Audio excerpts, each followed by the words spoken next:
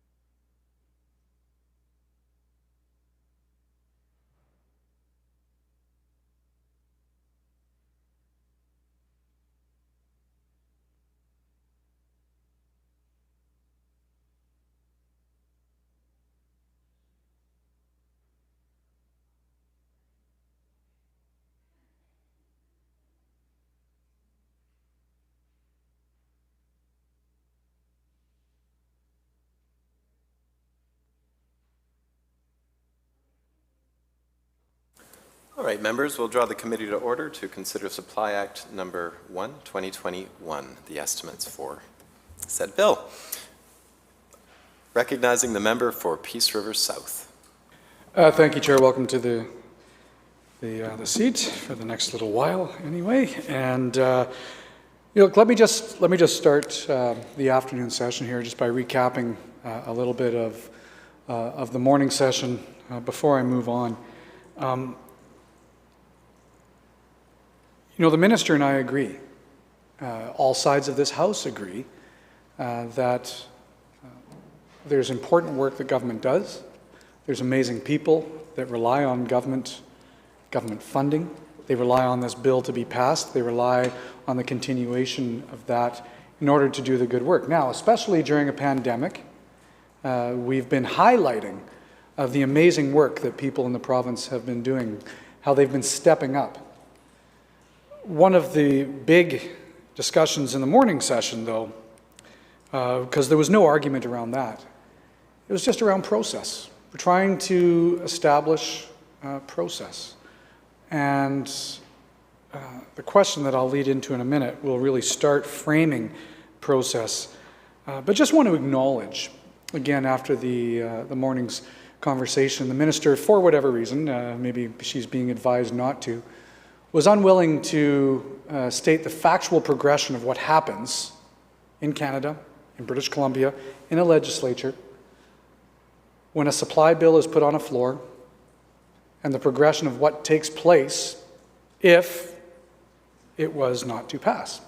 Now, the minister, rightfully so, stood up in this House and says, well, it's, we don't have to have that discussion because the government holds majority and they're going to pass this.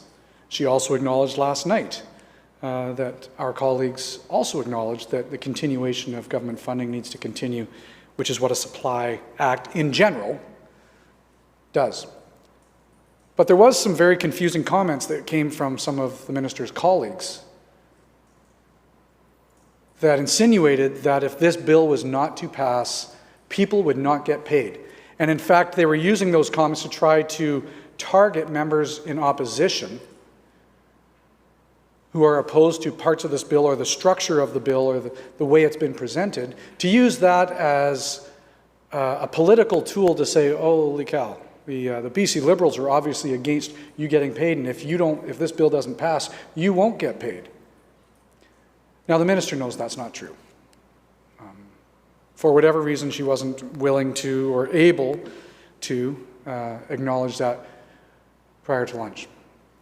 I did, however, put on the record the progression of what would take place in the case of a supply bill not passing, because it is a confidence vote, which means there would be funds approved through council through a special warrant to ensure people continue to get paid, government continues to run. But yes, that means we'd go to an election. Now, we know that's not going to happen. And in no way was I insinuating that that actually will happen. All I was trying to do was, for clarification, go through the process, because the minister has put a bill on the floor, and so I'm asking that simple question. She didn't, for whatever reason again, either didn't want to or unable to acknowledge that what I said into the record was accurate or factual, which I was hoping that she would at least have acknowledged that.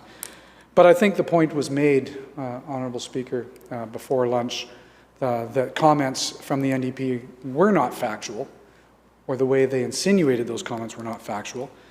We are not like the United States. In fact, we have legislative tools to ensure that doesn't happen. In the, what would this be, 153 years of Canada, it's never happened once. Never. In a legislature, in Parliament, because there's actual tools in place to ensure that doesn't happen. Now, the conversation obviously needs to be around the bill now that we've established that, unless the minister stands up and corrects me later, that anything I've said is false. If she doesn't, then I'm going to assume for the record that everything I've said is accurate. But this bill will pass. People will get paid.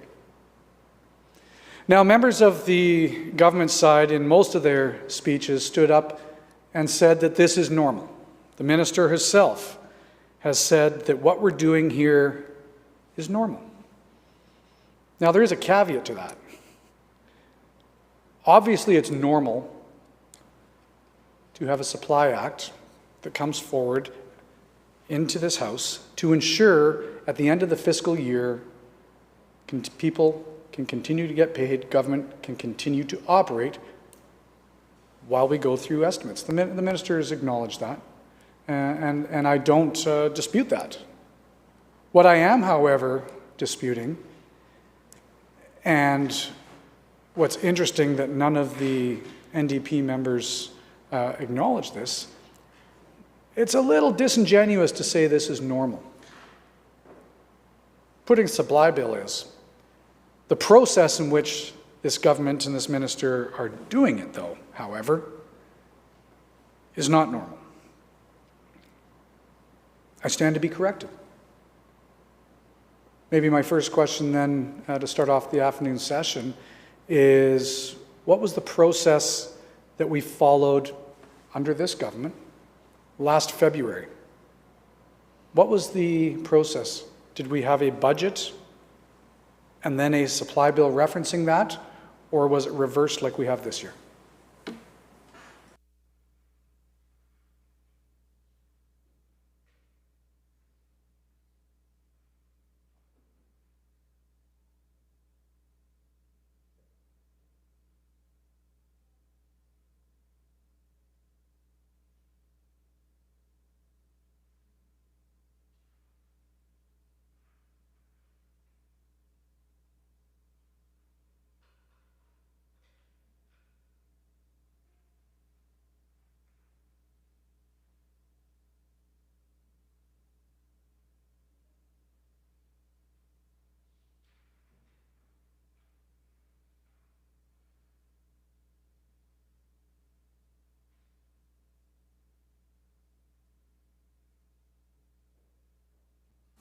Minister of Finance. Thank you very much, Mr. Chair. So to answer the member's question, last year we did bring in a budget first, and then the supply bill. Member.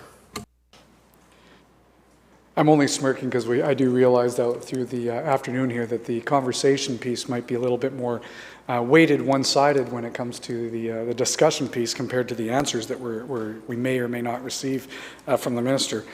But the minister just acknowledged, obviously, a bit of that process. But I'm curious then, NDP members through their speeches kept on saying that this is normal, that everything we're seeing here is normal.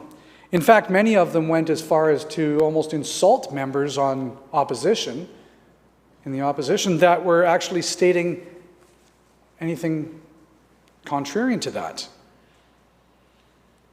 Now, I know a lot of the new NDP backbenchers fare just like the minister acknowledged before lunch. Some have been around here longer than others. And it's also fair to say that many of them have just been reading speaking notes prepared for them by a staff member down in the basement without actually understanding, and I don't say that disrespectfully because I remember being in this house as well, asking those questions about what is a supply bill? What does it do? What does it mean? What's the purpose? But to stand up and say it's normal without actually doing the research and understanding the history of whether it's normal or not, and then being as crass as to insinuate that we are even not allowed to ask questions on this, I think was not fair. So if this is normal, maybe I'll ask the minister, when was the last time that a supply bill 1 was presented in this House prior to a budget?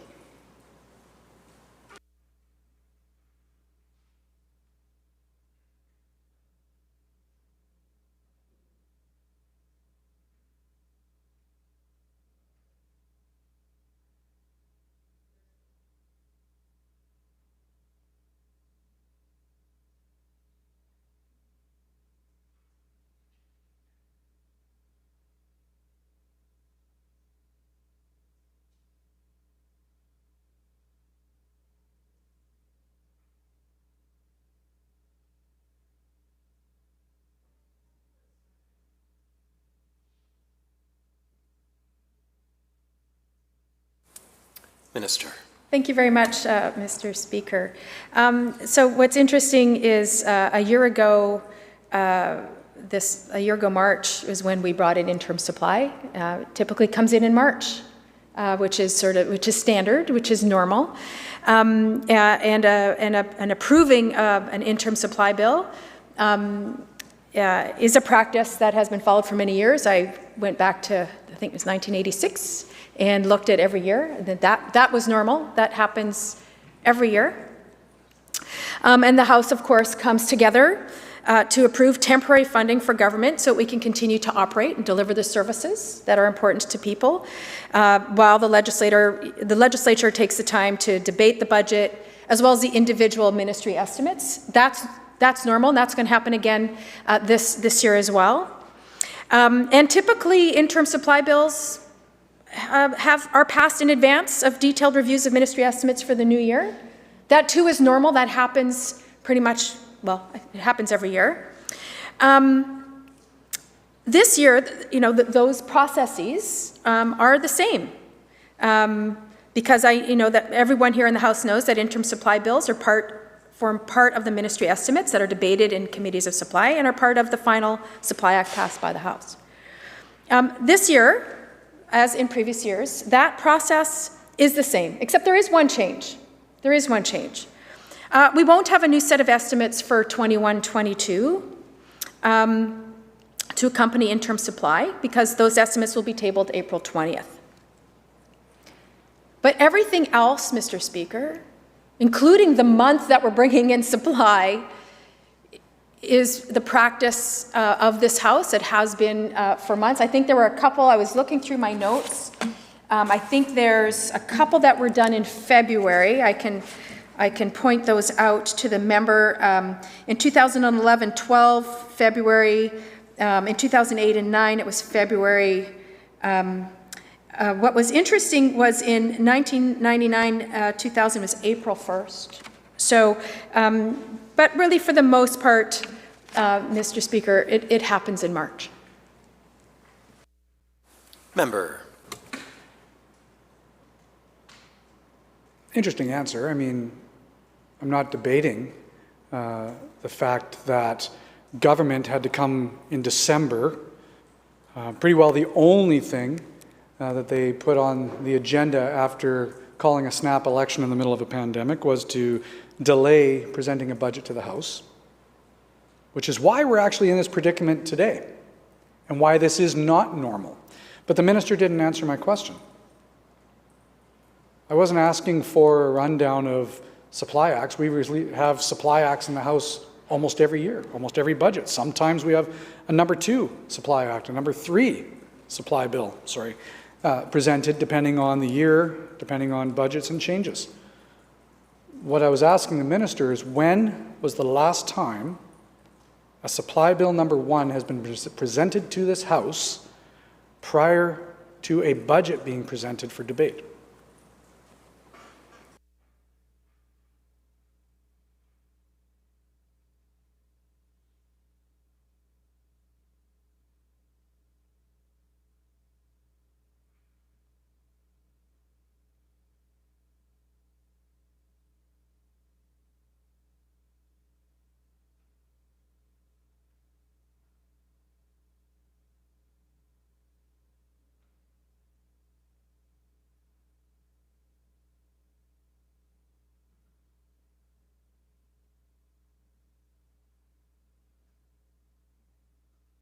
Minister.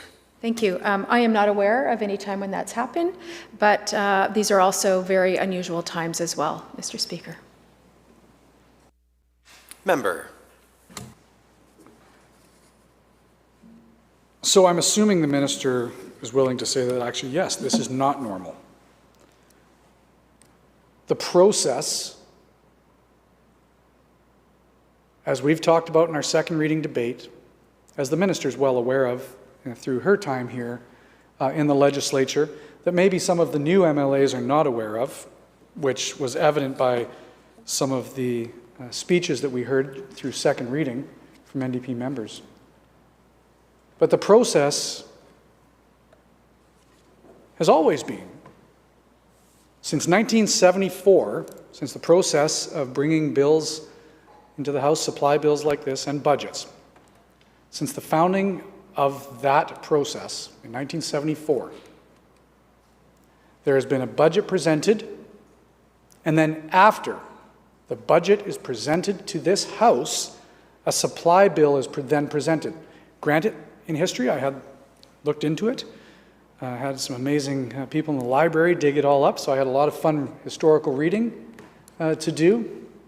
But since 1974, that's been the process. Sometimes the supply bills come on the same day, sometimes a couple days later, sometimes a week or so later. But in every single case since 1974 of doing this process, the supply bill has followed a budget and referenced that budget in order to meet all of the requirements under transparency and accountability. Now, there are times that we talked about back in the 1990s when this was not followed, but in a different way. Instead of the government of the day at that time coming forward with a supply bill and being accountable, they just went out through an order in council, went out through a special warrant, and just borrowed money and didn't bring it to the House. So I give credit to at least the minister in government bringing a bill forward for debate in the House and not just steamrolling it through behind closed doors.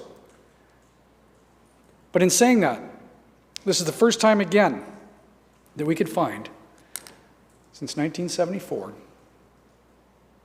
where government is not referencing a tabled budget. Now, why is that important, Honourable Chair? It is incumbent on not only the opposition, but it's a requirement and an expectation of the citizens of British Columbia that if we are spending their money, they know where that money is being spent.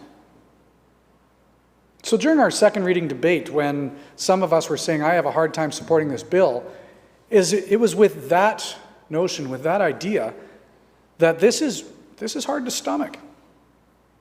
This is hard to acknowledge that the first time since 1974 that government is saying, give me a blank check. That government is saying, trust us. Now, we saw how that's played out over the last year or so when we tried to work together collectively, all three parties, for the betterment of society, for the betterment of the people of British Columbia, as we were collectively tackling and facing a pandemic. Only for government, as we've acknowledged in the past,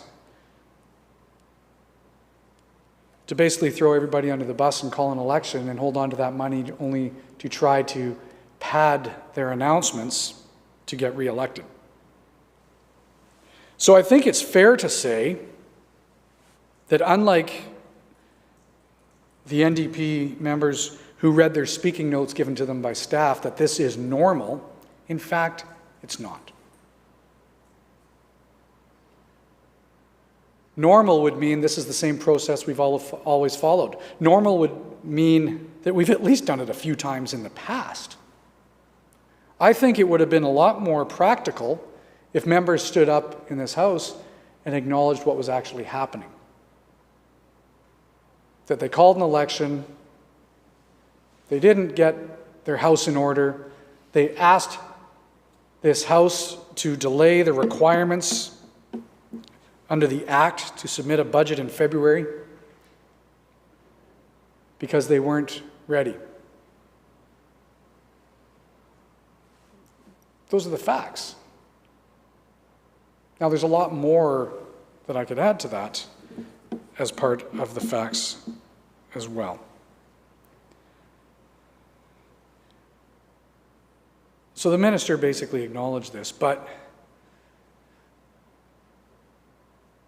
if there has never been a situation like this, and I know the minister and MLAs and government keep trying to say it's a pandemic, and we acknowledge there's challenges with the pandemic, that doesn't exclude government from doing their jobs, though, that people expect.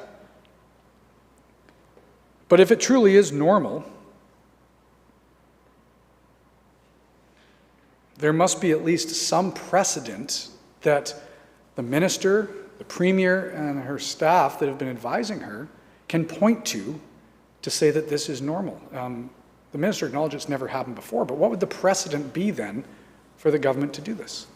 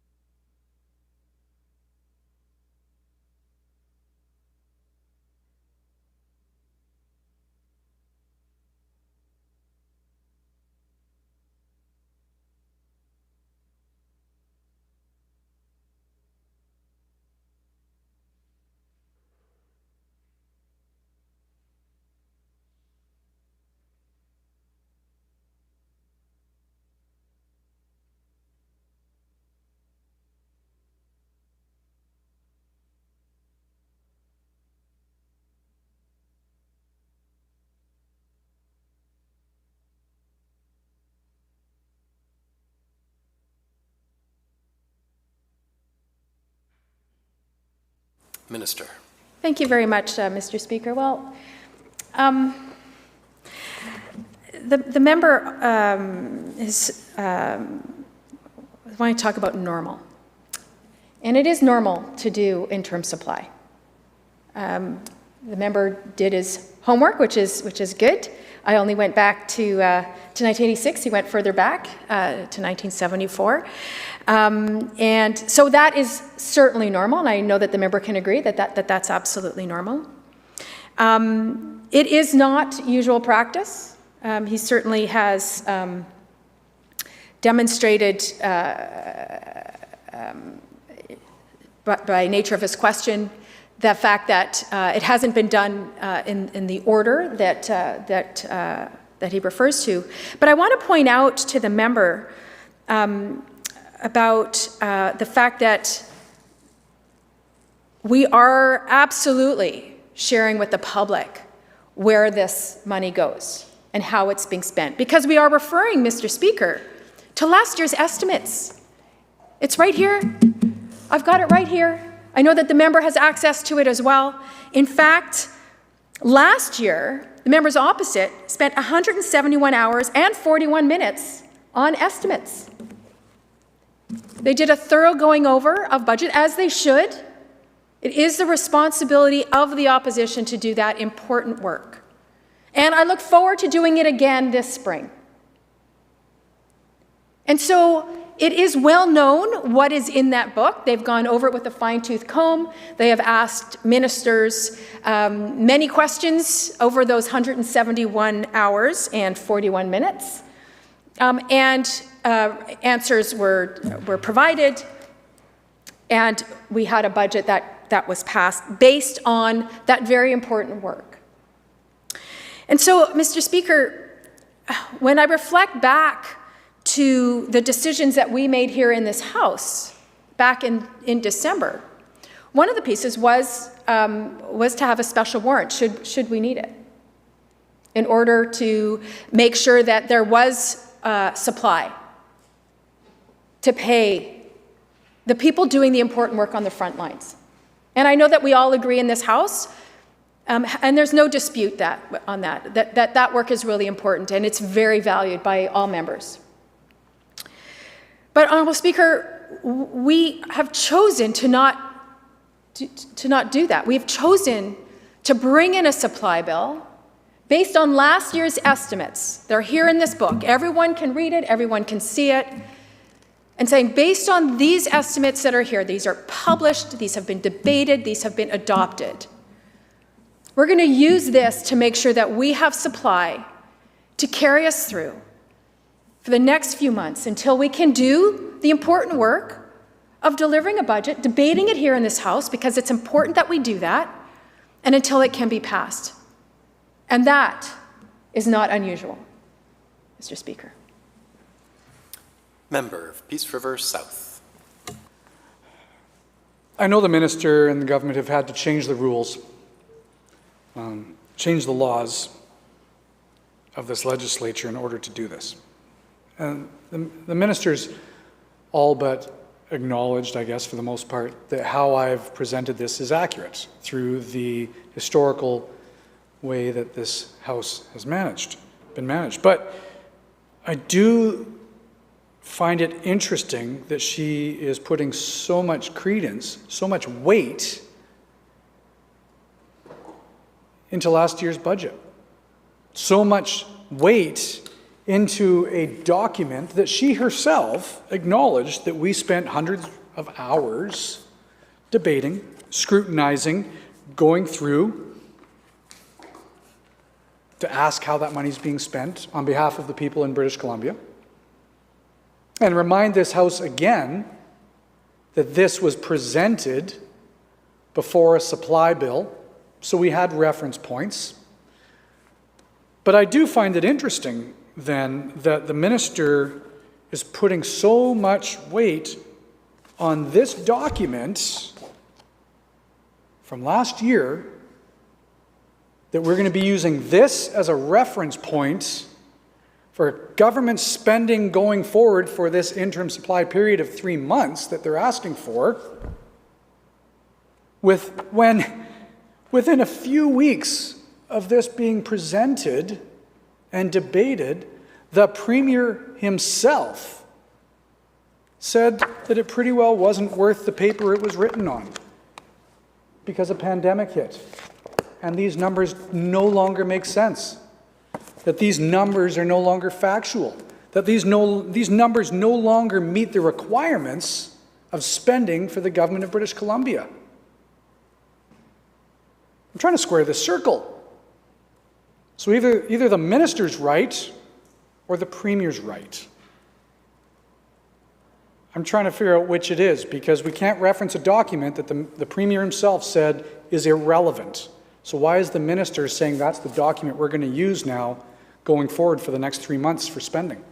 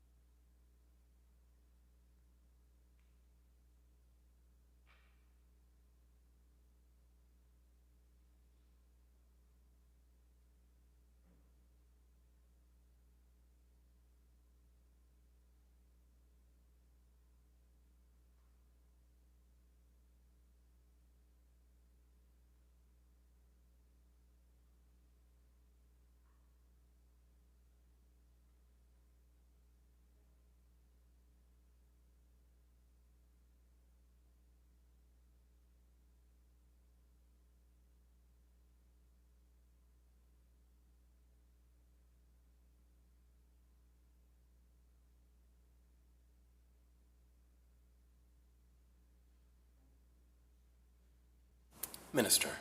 Thank you very much, Mr. Speaker. So I think the member might be sort of conflating things here, two separate components. And I fully appreciate the politics around this that the member is trying to do around creating divisions. But I want to be clear that what we're doing here is making sure that we have supply, making sure that we can continue to provide the core services that people depend on. And what we're talking about today, right here, is supply for 3 months to carry us through. Because in about 4 weeks, there will be a budget presented in this House that will determine the rest of the year's spending. And so what we're bringing forward for debate and for discussion is a request for appropriation to keep core operations going, keep services going. We're basing it on last year's estimates so that we can have 3 months of supply to move forward.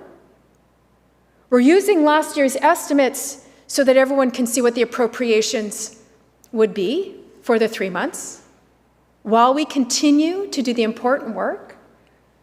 And the member knows full well there will be a new set of estimates that will be tabled in about 4 weeks on April 20th. I invite everybody to tune in so that they can see what this government is committed to help us get through the pandemic, because we're not through the pandemic. The member, in an earlier question, suggested that somehow, well, the pandemic was then and this is now.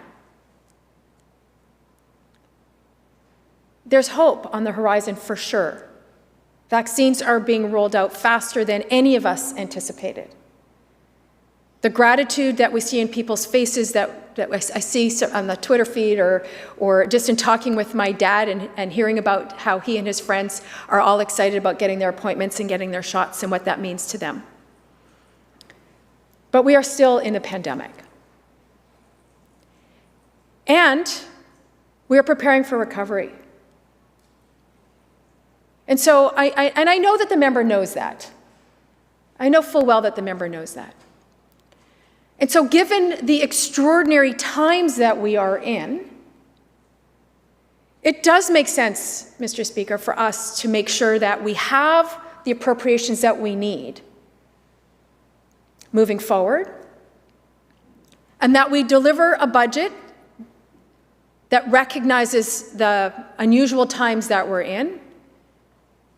And we will have opportunity for debate on that budget, and I look forward to that after April 20th, Mr. Speaker.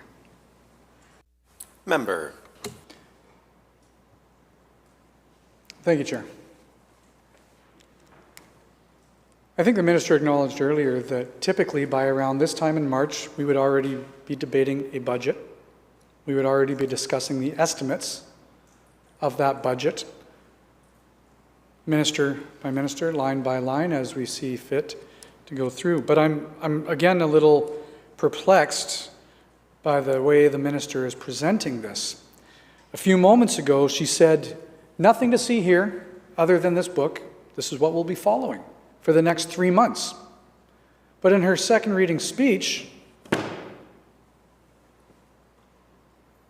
the minister went on to say that actually everything will be an approximation because we don't know. She used the words in her second, and she can correct me if I'm wrong, I'm going off memory here, that it's an approximation. Now she tries to tell this House it's all right here in black and white on how the dollars will be spent.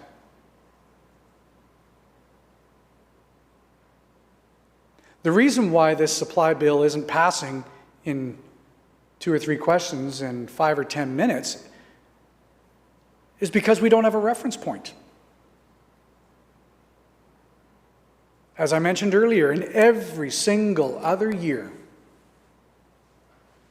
opposition, whether it was BC Liberals, NDP, it doesn't matter, opposition was able to look at a budget. They were able to reference that budget. They could look at the Supply Act, which typically is 1/4 of the budget for continuation of expenses of government for that 3-month period, while we go through the process, the legislated process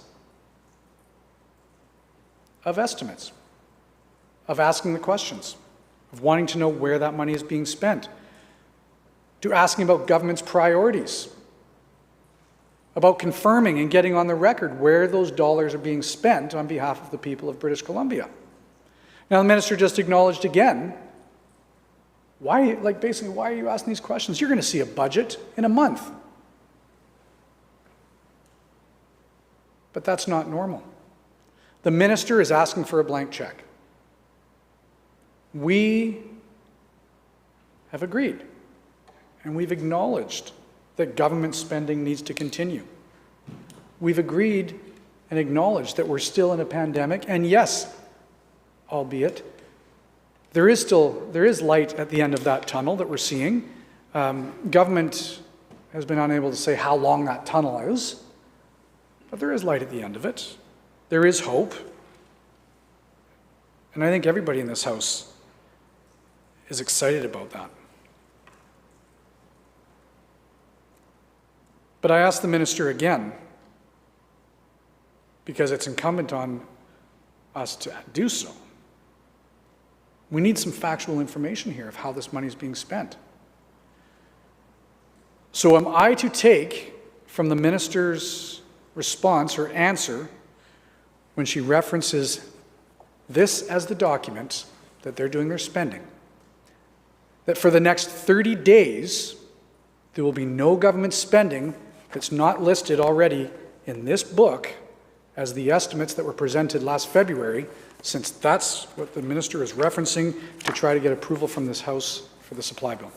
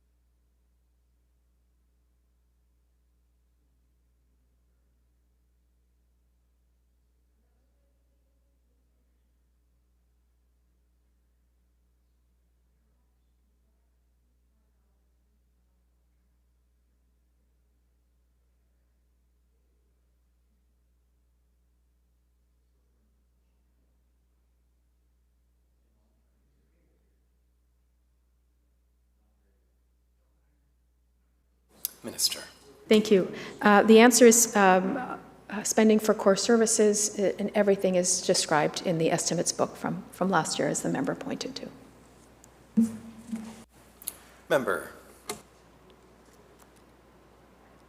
Is it fair to say then, and I'll get in more detail later when we get to section 2, but while we're on this right now, because section 2 will be actually the appropriation part and the actual dollar amounts, so I'll get in more detail there.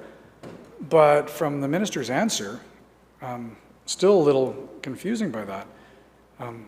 Does that mean, again, that if I flip to any ministry that's in here, Office of the Premier, $11.3 million, does that mean I can take 1/4 of that and that's all the Premier is going to be getting for the next 3 months?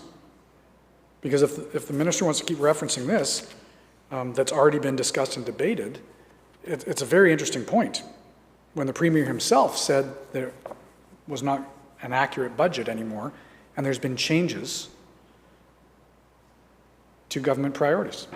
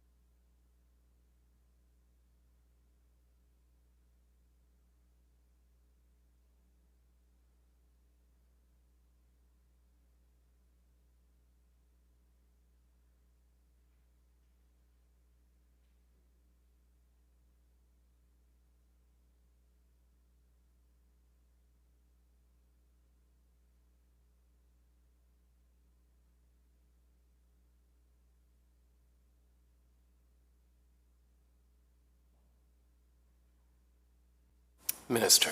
Thank you very much, Mr. Speaker. So again, the estimates book is the basis from which the interim supply bill was developed, recognizing that we have to make sure that core operations continue. And it's using this book formed the basis for what the appropriation request is. And so again, the book was debated, the numbers were reviewed, it was passed. And so we are going back to that work, that important work that we did last year, and saying, okay, we need to keep going. We need to keep things going. I think all members in this House agree that we need to keep things going. We need to continue to pay for core services. We need to continue to make sure that the important frontline workers that are doing a yeoman's job of keeping us all safe and healthy, that continues. I don't think there's no debate about that. But in order to make sure that we have the right appropriation, we have gone to our estimates book, and I know that the member's we're going to move on to section 2 or at some point to talk about that. Maybe tomorrow, maybe not today. And it's based on that we've put together this supply bill that members can refer to, and that helps us continue going for the next few months while we debate a new budget that I hope will be passed unanimously in this House because it continues to deliver for British Columbians. Members will be seeing that in a month. But for now, we need supply to make sure that we can keep government going, keep the services going, and make sure that we can continue to get through this pandemic together. Member. Thank you, Chair. I think what the minister is failing to acknowledge is that was then, this is now.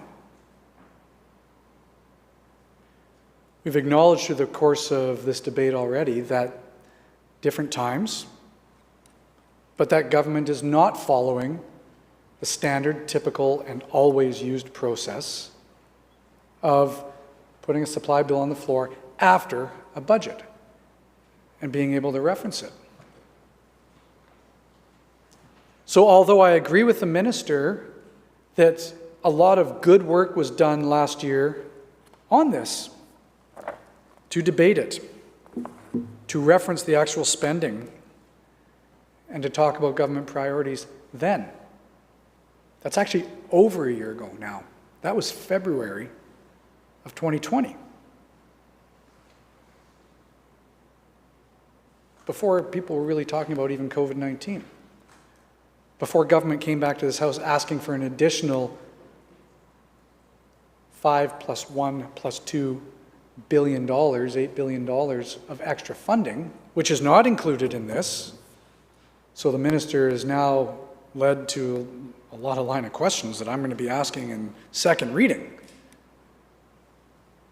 In section 2 around this. But it also makes me wonder, again, since the Premier has acknowledged he might as well have used a napkin in his office and written down some numbers and used that because that's about as much value as this book has, as we've heard.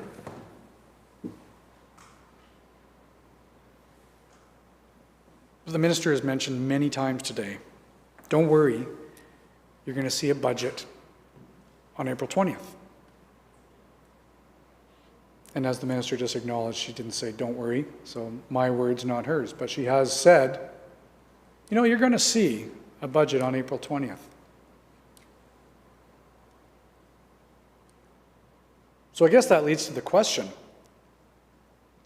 If we're going to see a budget on April 20th, and then we're going to be starting to do estimate debates, because we will see a book like this in just 3-4 weeks from now, with the new government spending, their new priorities, where they see the vision that they'd like to see for the next 3 years, specifically though in the next year for the 21-22 fiscal. And we can debate that then. But my question, first of all, then, is why did the minister need 3 months of interim supply? She just acknowledged in this House that, my words, don't worry, it's in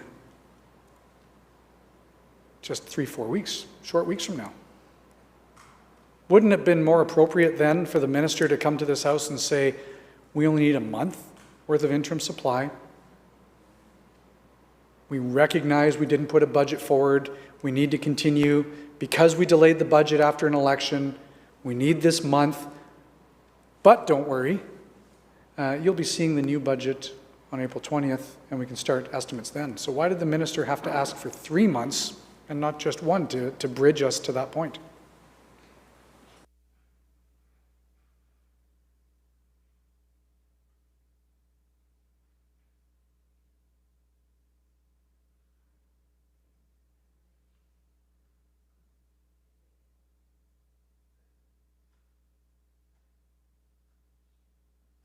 Minister. Thank you very much, Mr. Speaker. The member asks a good question. Why 3 months? Why not 1 month if we are bringing a budget in on April 20th? And the answer is because the House needs time to debate it. The House needs time to go through its estimates process so that it can pass the budget. Now, if the member is saying that they don't need to do that, they don't want to do that, and we can pass a budget by April 30th, that would be great. And I'll certainly speak to the House Leader about, about that. But I jest somewhat because I know that the members opposite want to debate the budget. They want to debate it. They want to go through it, and they should go through it. It's their job as opposition to review the budget, to speak with the ministers, to ask questions, to go through it and make sure that it is delivering for people in this province. I sat on that side of the House for 4 years, Mr. Speaker. And I recognize the value of going through that so that everyone understands where government's priorities are. And I look forward to April 20th and sharing with British Columbians where we're going, especially given these unusual circumstances. And the member knows full well that it takes several months to go through the budget, to make sure that opposition has time to prepare for the estimates debate. It's a lot of work to sit on that side of the House. I appreciate all the work that they do over there, going through, doing your best to understand what the line items mean, making sure you understand what the new programs are, asking questions of the minister, and of course the minister's staff that are typically sitting behind them, but in this day and age, they're just talking in our ear. I long for those days, Mr. Speaker. I have to say, I do long for those days. And I look forward to that. But it does take time, Mr. Speaker. It does take time. I haven't experienced, in my time here in this House, a budget process and an engagement process around the budget that was shorter than the time needed to actually go through the budget. And typically, it's my understanding is 3 months. We usually, under other circumstances in the past, the budget was brought in February, and budget didn't pass typically until May. So it's within that context, Mr. Speaker, that we are before the House talking about 3 months appropriation, and so that we have a good process here in the chamber to get the next budget passed. Member. Thank you, Chair. I mean, the minister just acknowledged one of the fundamental flaws of what government has presented here today, with the fact that we don't get to have estimates right now, that we don't get to debate the spending, other than referencing a year-old document, obsolete document, which we've already debated at the time. And since then, we've had 2 other supply bills, if I remember correctly, for additional funding, and we debated those. Times have changed. What the minister is not acknowledging is that the government has come forward asking for funds without giving us the opportunity to truly ask the questions of how that's being spent. Now, the minister also acknowledged that typically, by now, we would be going through the estimates process on a tabled budget in the House, probably after a supply bill had already easily passed, referencing that. But we are delayed. Even though the Premier himself said by calling an election nothing would be delayed, it would sure be a lot more genuine of NDP members if they had stood up and said, look, yeah, you know what? Budget's delayed. We're in this situation. So be it. We caused it, but let's move on. That would actually be some pretty incredible, accurate statements if a member was willing to actually say it. But here's the question I have. The minister keeps saying, you're going to see a budget on April 20th. And then we'll go through an estimates process on that budget.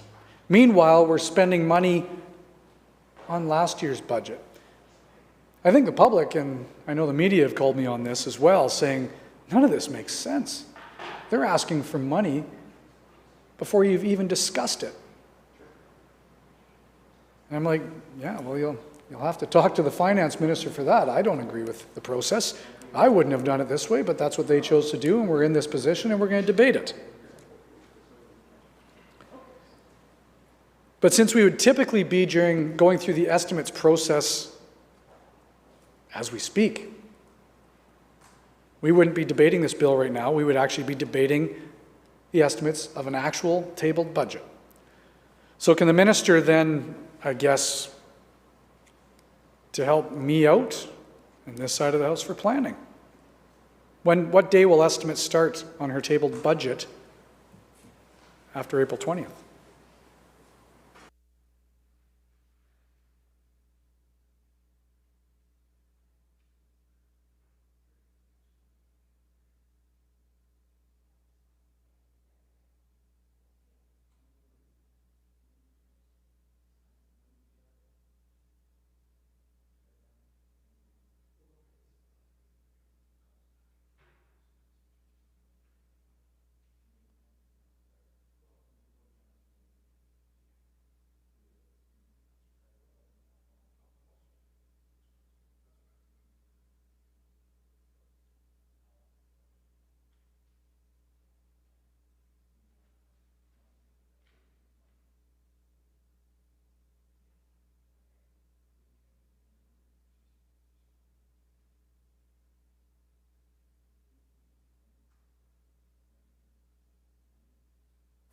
Minister of Finance. Thank you very much. Welcome to the chair, Mr. Speaker. It's interesting. I was listening carefully to what the member was saying. If I recall correctly, he said, we are asking for money before we even discussed it. And that is how supply bill worked. That's how the supply bill worked last year and the year before that and the year before that. So we, we're in the process of discussing, and we say we need we need supply in order to carry through past the end of the year. So I can think back, as a minister, or even as the critic, passing a supply bill before we get to the estimates of my ministry or when I was the minister or when I was the critic, and saying yes. And we're going to get to our estimates. We'll get to go through it until the budget's passed.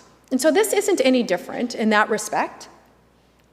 And I think that we need to recognize this idea of, again, as the member said, asking for money before we go through the estimates.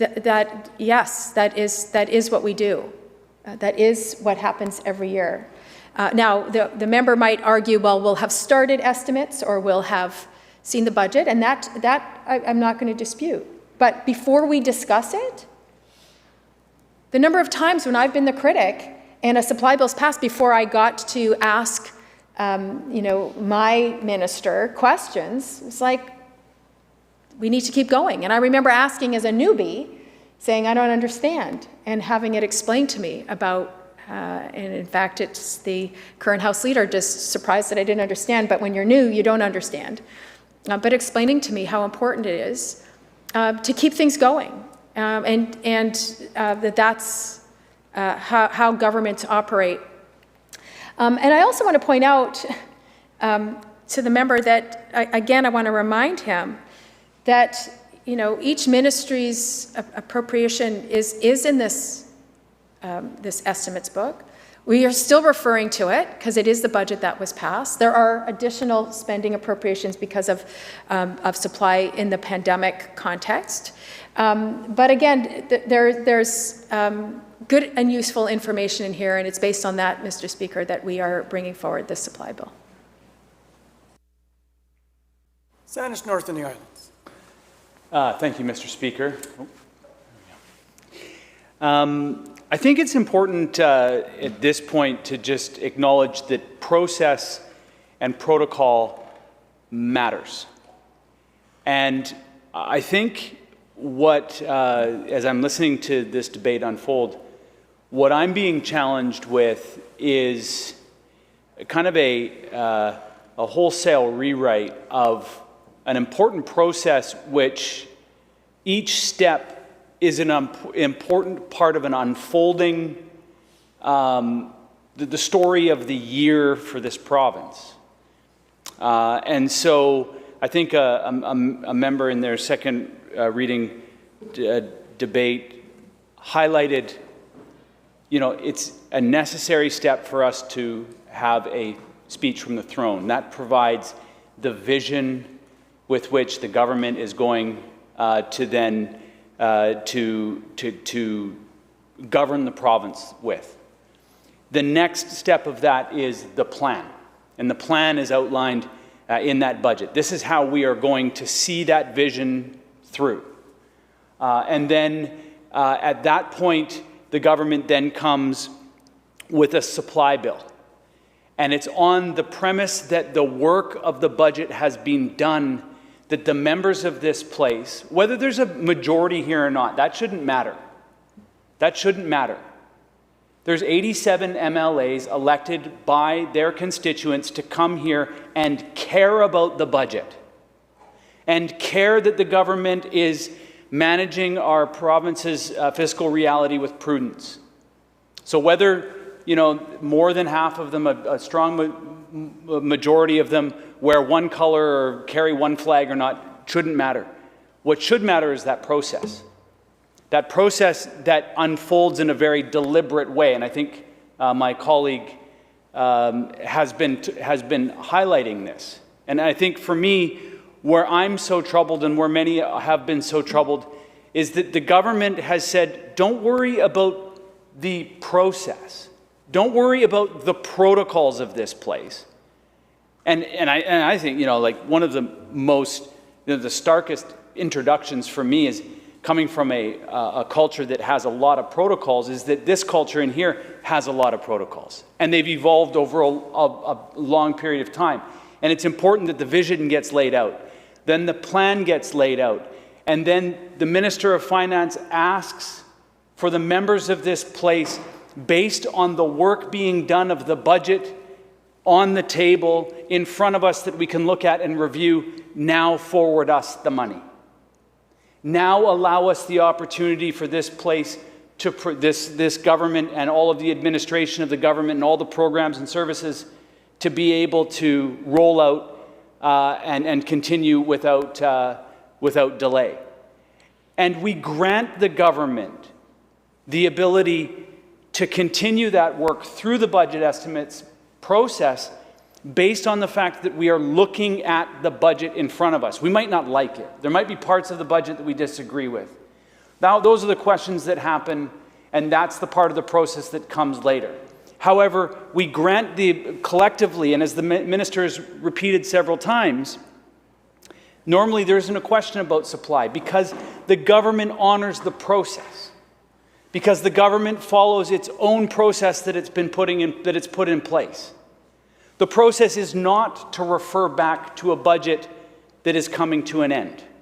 The process is to refer the Supply Act to the budget that exists. And so what I'm most concerned about is a deliberate sidestep from a process that has steps missing. We haven't heard, it's not just the budget that we haven't seen, the plan. We don't know how that plan relates to a throne speech which is coming. And that throne speech is the vision of that. In the middle of this process, government stands up and announces a $400 million announcement for support for the poverty reduction and supports for people in this province.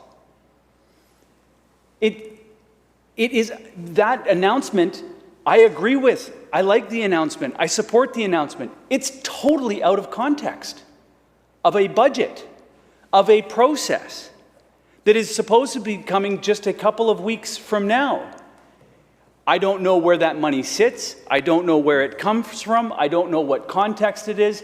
As I was saying to my colleague downstairs yesterday, I was saying, I don't know, like, I would like to be able to argue for more money for people, for a greater increase in supports for poverty reduction. I can't do that because I have no context for that money. I don't know if 400 million is a good number. It could be larger. Maybe it should be smaller. I don't know what else is being cut.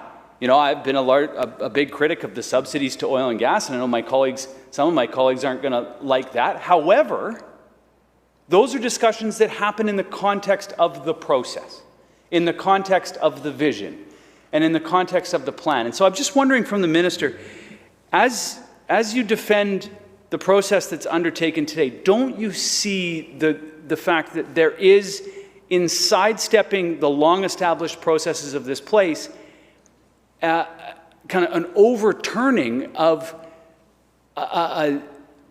steps in an order that needs to happen in that order, or else actually the protocols of this place have been fundamentally undermined, and that we, as members of this place, need to defend those steps, and that they necessarily need to follow one another and not put the cart before the horse, not put one step out of place in front of another and just say, well, it's okay, that process was done last year, but that process that was done last year doesn't exist anymore because now the end of the budget year has happened.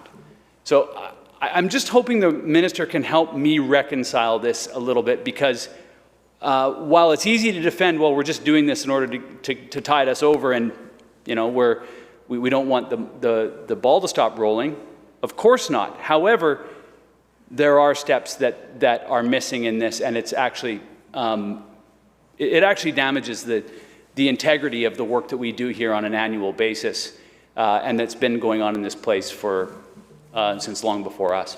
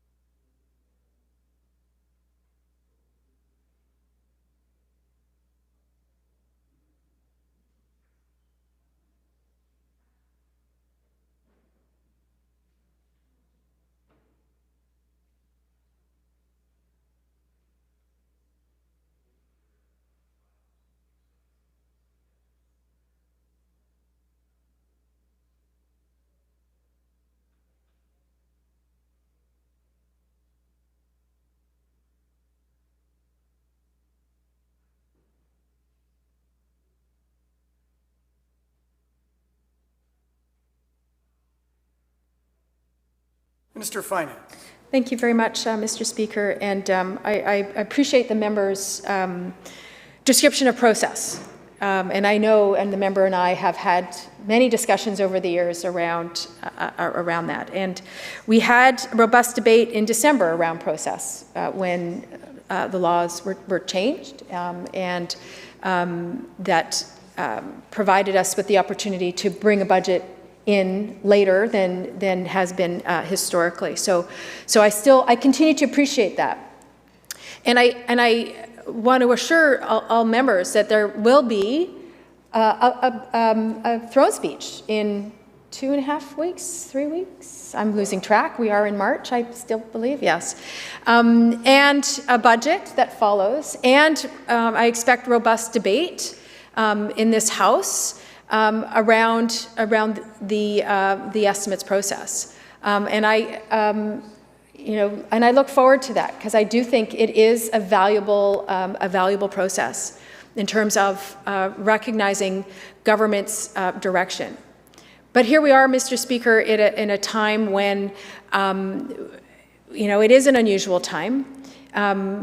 Government and all of our staff and all of the public service have been frantically and diligently working with government to deliver for people of British Columbia under very difficult circumstances and putting together several supply bills over the year, recognizing the unusual circumstance.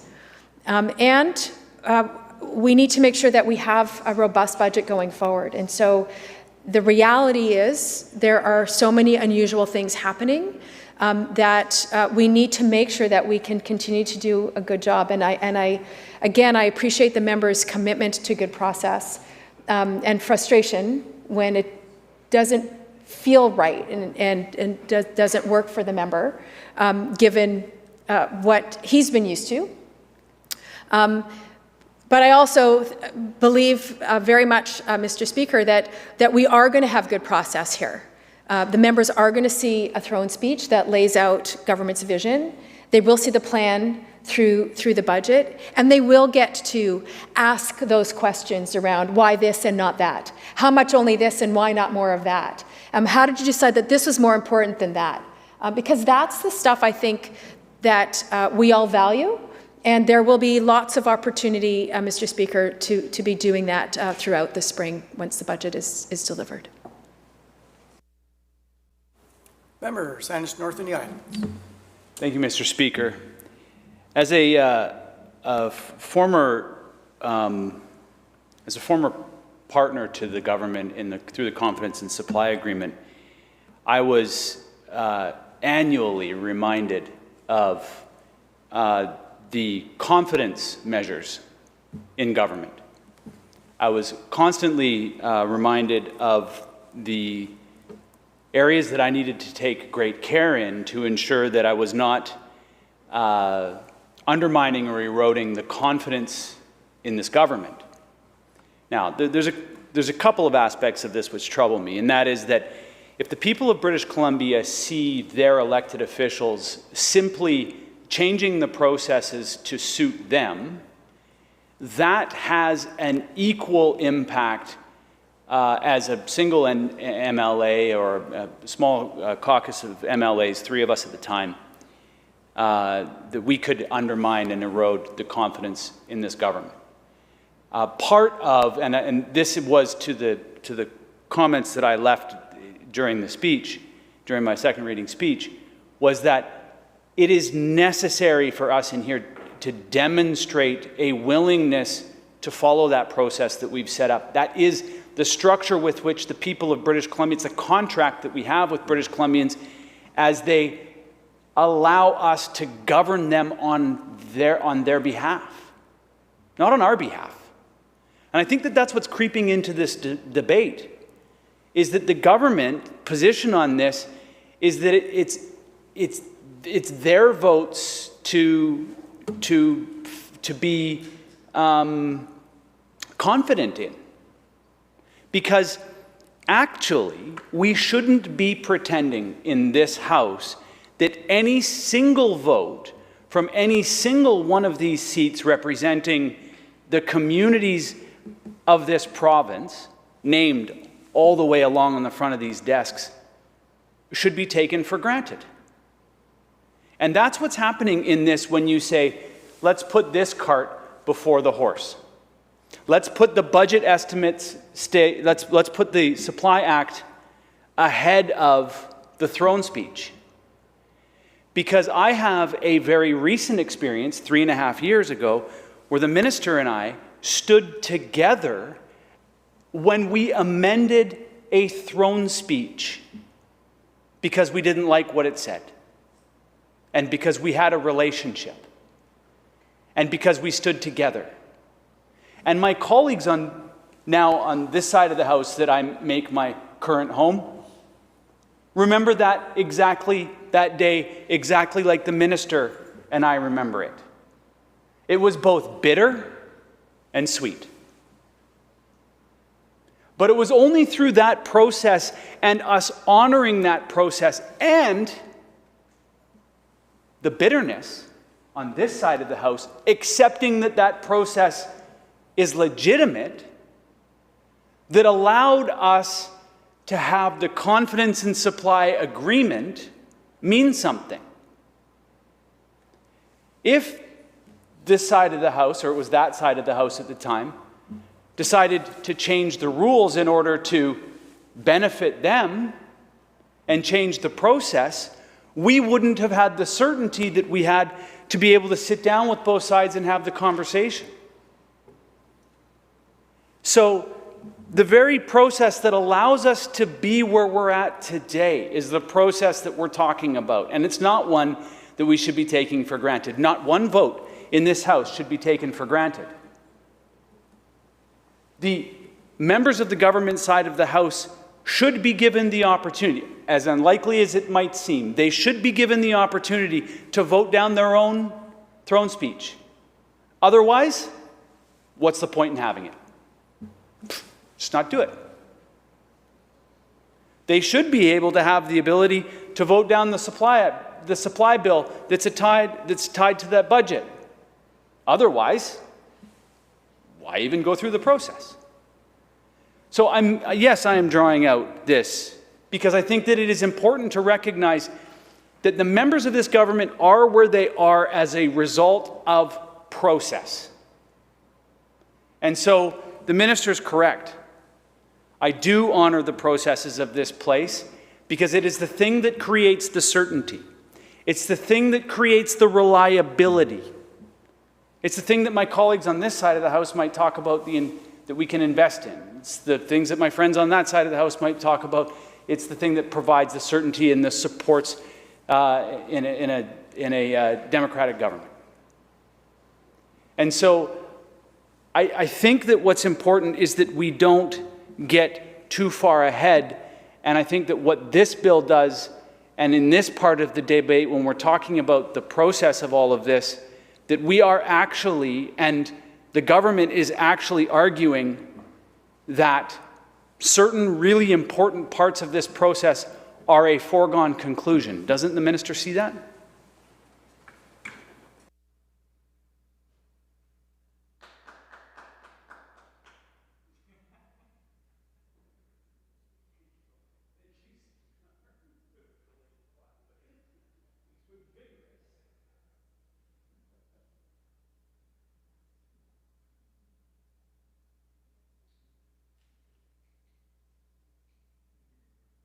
Minister of Finance. Thank you very much, Mr. Speaker, and I appreciate the member applauding.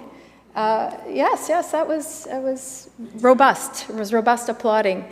I want to acknowledge, the member's commentary, and I want to point out that no one here is taking anyone or anything for granted. And as a government, we have tremendous appreciation for the processes of this House. And that is why we had debate in December around recognition of the timing challenges. And that is why we brought legislation forward to debate back in December so that we had engaged in a process and in a robust debate around providing the time needed to put together the budget, given the context. And so that was debated in this House, it was voted on in this House, and it's based on that we have put together the various component parts and the timing for the throne speech that is coming in a couple of weeks, and then a budget that will be brought forward a week later. In the interim, we have, notably, interim supply, which is a pragmatic component to it. It's based on the realities of taking the needed time to put together a robust budget putting together, the vision. But I will argue the budget probably is, I would think, because I'm the finance minister, more important. Although throne speech is important too, but I have my own lens as the minister. And it's based on that good process back from December that this work is flowing. So to suggest that, that we're not following process is not accurate, Mr. Speaker. We are following process, we're following law. We are doing as we said we would do back in December when we brought forward the legislative changes. And we had debate in the House about the realities of what we were faced with. Having said that, again, I want to assure the member and all members of the House that they will see and hear a throne speech that sets out government's vision. And they will see and read government's budget, which is the plan for the vision, as the member so eloquently placed it. And there will absolutely be robust discussion and debate in this House about the throne speech, and I hope the members all support it, and the budget, and I hope the members all support it. And I expect that they're going to say, why didn't you do more of this or less of that, and how can you pick this one over that one? As they should, because we all represent the diversity of our province. And we all have different ideas about what would get us to where we want to go. But at the end of the day, Mr. Speaker, there is a process in place, and I look forward to that. It's in many ways the highlight of my time here is the opportunity to go back and forth with my colleagues here in the House and making sure that everyone understands how government is spending dollars to help British Columbians get through, which is a very difficult time, and prepares us for a recovery that is before us. Peace River South. Thank you, Chair. I'm just going to start off by acknowledging my colleague from the third party, and my tongue-in-cheek comment will be, I have no confidence in this supply bill. Now, that being said, try to have a little bit of fun in here in a difficult time. But I think it's also, back to some of the comments that we had, questions that I had earlier. Again, the minister keeps saying that we're going to see a budget on April 20th.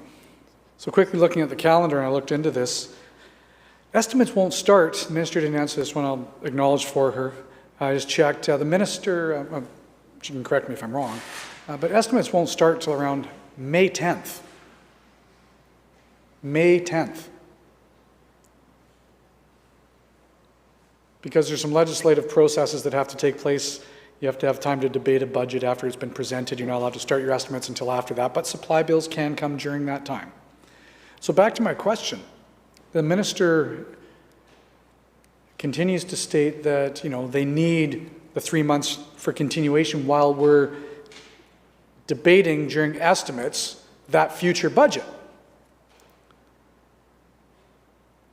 I still respectfully say that the process could have been easily handled if the minister had tabled a supply bill for 1 month, presented a budget, and presented a subsequent supply bill referencing that budget. That would cut down a lot of angst. Is that actually an option to consider?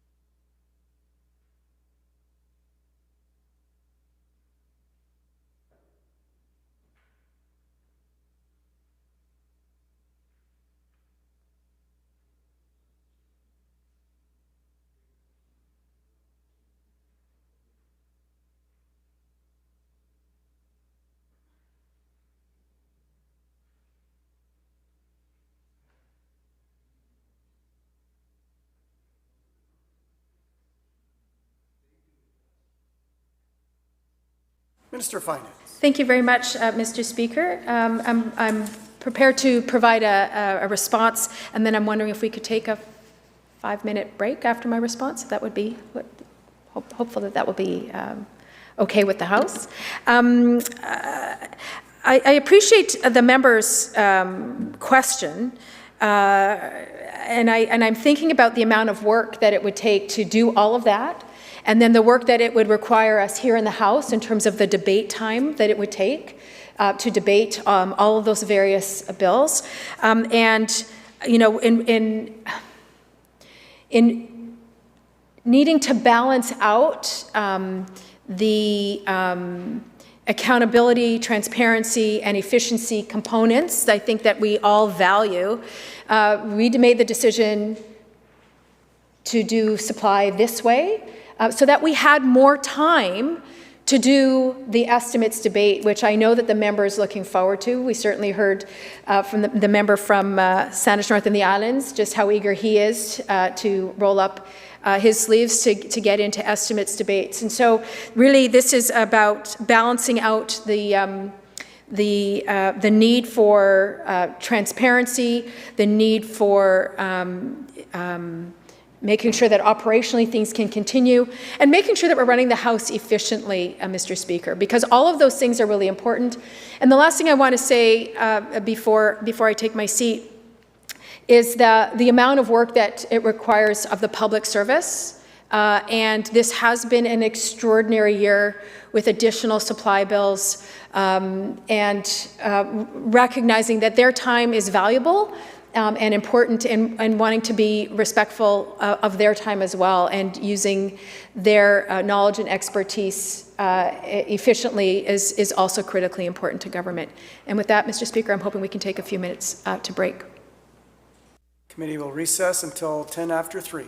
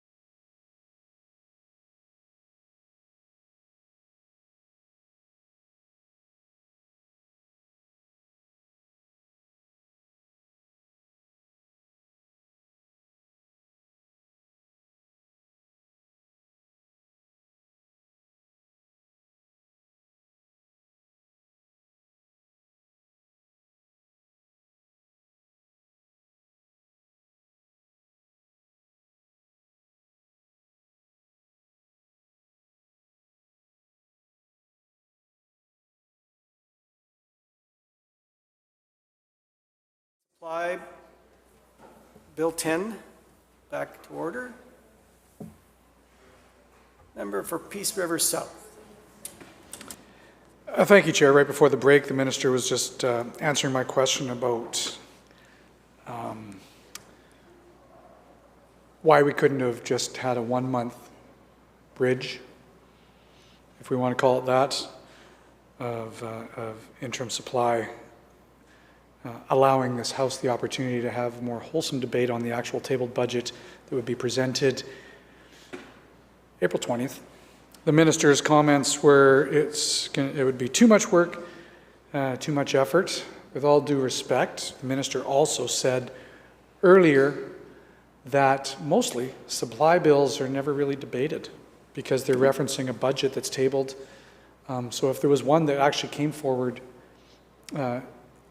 in April, in the third week, referencing that budget, I could guarantee you, because I just spoke to my House leader, that there wouldn't be debate on it because it would be referencing a budget. And for it to be too much work, again, with all due respect, and this is not meant in any way, I hope the minister doesn't take that as a slight of the incredible hardworking staff within the ministry, but to put this bill forward wasn't really technically a lot of work because we're not referencing anything where it's been done already. If the minister had said we're putting this bill on the floor and we're referencing a budget, and I completely acknowledge the work's going on behind the scenes for the next budget, that's fine. But this supplemental estimate bill that's in front of us right now, the Supply Act, sorry, is referencing a document that did not require any work. It was basically pull a number out of the air, pick a document, throw it into this legislation. Truly, I maybe sound like I'm oversimplifying it, and yes, I understand it goes to Leg Council and all that stuff, but I've been through this process before. But it's not much more difficult than that, the way this bill is being presented. But I think at this crossroads, Mr. Speaker, I think it's important to also really talk about Section 1 interpretation. It's what we've been talking about for the last couple of hours, but I want to read into the record what we're doing. Because I've heard many members from the government side and the NDP members who said they read this bill. I'm not sure, with all due respect, if they understood what was going on, because to read this bill is one thing, but understand the technicalities of the bill and the changes, because this is not normal, the changes that are required in order to fulfill the wishes of the government because of their delayed budget. But let me just read in here, if I may. In this Act, main estimates for the previous fiscal year means the main estimates for the fiscal year ending March 31st, 2021. That's already been brought up in the House, we acknowledge that. But for the purposes of this Act, the main estimates for the previous fiscal year are to be read as if they were the main estimates for the year ending March 31st, 2022. Now that is an interesting dynamic that's thrown into this bill. I will acknowledge and understand why it's there. The minister has said they have to reference something in order to meet the legislation. What the minister's failed to do is the next part, talking about how, despite Section 2, which I just read, of the financial, sorry, I did not, I just read Section 2, but despite Section 2 of the Financial Administration Act, a reference in Section 23 of that Act is to be read in relation to this Act as a reference to the main estimates for the previous fiscal year. I'm going to put that in somewhat layman's terms. Government hasn't presented a budget. The law states you have to present a budget if you want to have a Supply Act in this House. And that Supply Act is supposed to reference that budget. That didn't happen. So what's the workaround? Well, the workaround that this government once again has had to do is to change the rules of this House, the process of this House. Maybe before I move to my next question, I'll give the minister an opportunity to correct anything I might have just said, because the way the interpretation comes in section 1, this is not normal, contrary to what most of the NDP members said in their speeches. Government is changing the rules, government is changing the laws to accommodate the fact that they did not get a budget in on time, and to try to meet legislative requirements. They've actually changed the legislative requirements in order to be fulfilling and having a Supply Act. So does the minister agree that her government, have now had to change the intent and the wording and the regulations that are in the Financial Administration Act because of their failure to present a budget on time?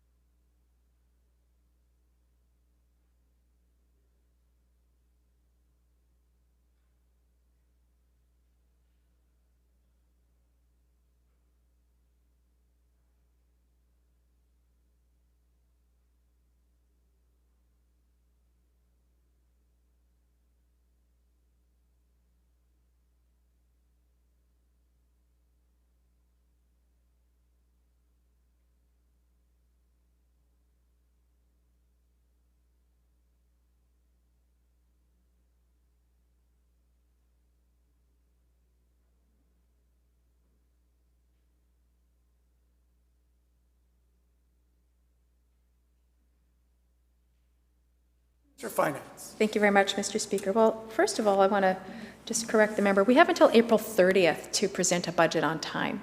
And so this budget will be on time. It'll be April 20th, 10 days before we're legally obligated to present a budget. So I look forward to that day.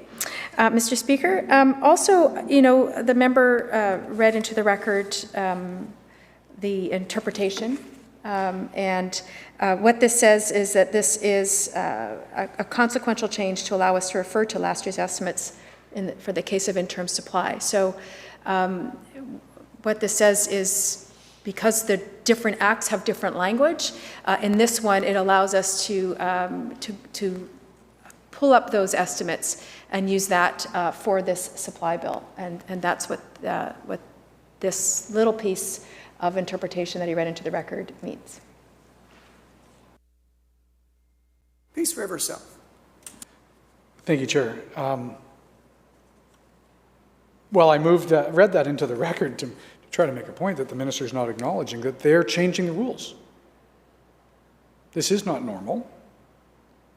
The minister is trying to make it sound like this is just part of the interpretation because it's from all different acts. No, in fact, they're changing the intent and the wording in the acts to accommodate the fact that they have not presented a budget on time, but require a supply act in order to have the continuation of funding for government, which we've acknowledged earlier today and in our second reading debates. Obviously, we understand, appreciate, and acknowledge that that funding needs to continue.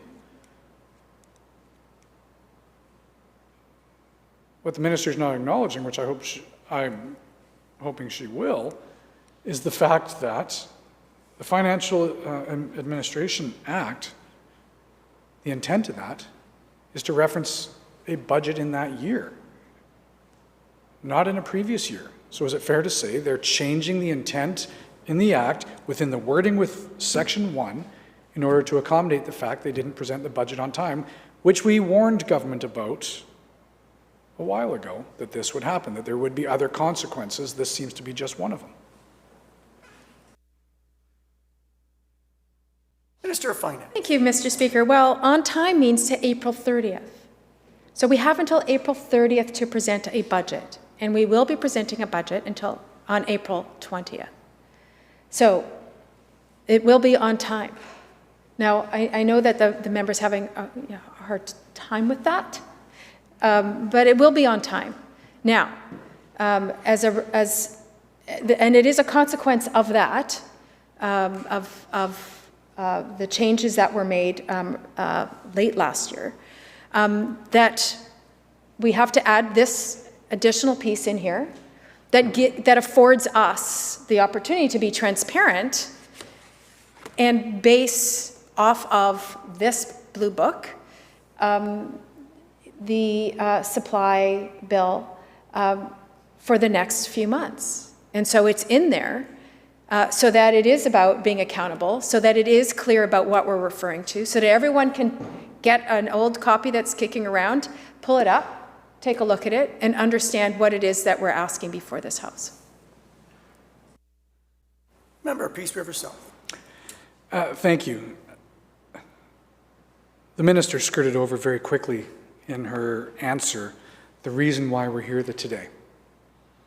She keeps trying to say that the budget is on time. Well, it's only on time because this minister changed the goalposts. She widened them. She allowed and changed the laws of this legislature that says a budget has to be presented in February every year, which, by the way, it always has been, every February in the past. So for the minister to now say that I'm being inaccurate, it's a technicality, mind you. The only reason why the minister has until April 30th is because right after the NDP called the snap election, the only order of business they wanted to really accomplish was Bill 3, the Finance Statutes Amendment Act, in December, which gave them until April 20th, which added 2 months for government to be able to put a budget together. I'm not going to debate the previous Bill 3. We went through that. The minister at that point put on the record her reasons why the government was asking for 2 months extra. We've had that debate. Agree or not agree, that's where we're at. But I think it's also fair to highlight the reason why we are at this point today is because of Bill 3 in December that allowed government 2 more months. It's always easy to say if you're on time for something if you have control of when that timeline is. It's always easy to say you've met your goals when you change what those goals are right before you announce them. Now, in Section 23 of the Financial Administration Act, which the minister is referencing, which is part of Section 1 of the Supply Act that we're debating today, it seems to be quite specific on how funds are to be appropriated. Section 23 says that a sum appropriated by a supply act must not be spent for any purposes other than those described in the estimates of revenue and expenditures, which the minister has acknowledged, I believe, is this. So that leads me to a question that I have then. The government called back this House after they acknowledged that this document was not worth anything, even though they chose to use that right now as the reference point. Under Section 23 of the Act, if the minister is going to be following the Act, and it's my understanding of this, okay, fine. Government has acknowledged they're only going to be spending and following this book from 13 months ago. So that leads me to wonder then, what about the other supplemental bills that were brought forward? Supplemental estimates, and supplemental estimates number 3, where we came to this House and said, look, at that time even government acknowledged this document is not working. This document is not accurate. We need to have supplemental estimates. We need to ask for more money. We need to have further debate. We need to have more acts and estimates to come forward around spending.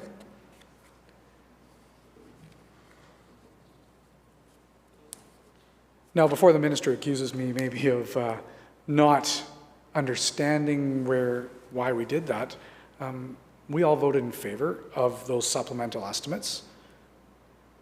Those were because of the unprecedented situation that government is in, the fact that we acknowledge that extra spending and supports needed to go out to assist people. We've had debates on whether that's actually been working or not, and whether that money's gone out the door or not. But the crux of where I'm going with this line of questioning is, I'm just concerned and have questions around how this is going to work. Because if the minister's referencing an old budget that did not include all of the COVID spending, those supplementary estimates that we debated state right on the front page that they end March 31st, 2021. Trying to understand this now, because the government continues to try to say that there's going to be money on April 1st. They're announcing programs that we supported, whether it's COVID recovery benefits, small business grants. But those were approved through supplemental estimates that said they expire on March 31st. And the minister has also said that we're referencing, through this Supply Act, a document that did not include these. So will there be any funding on April 1st for all of these other programs that were announced after this document was debated and passed in the House?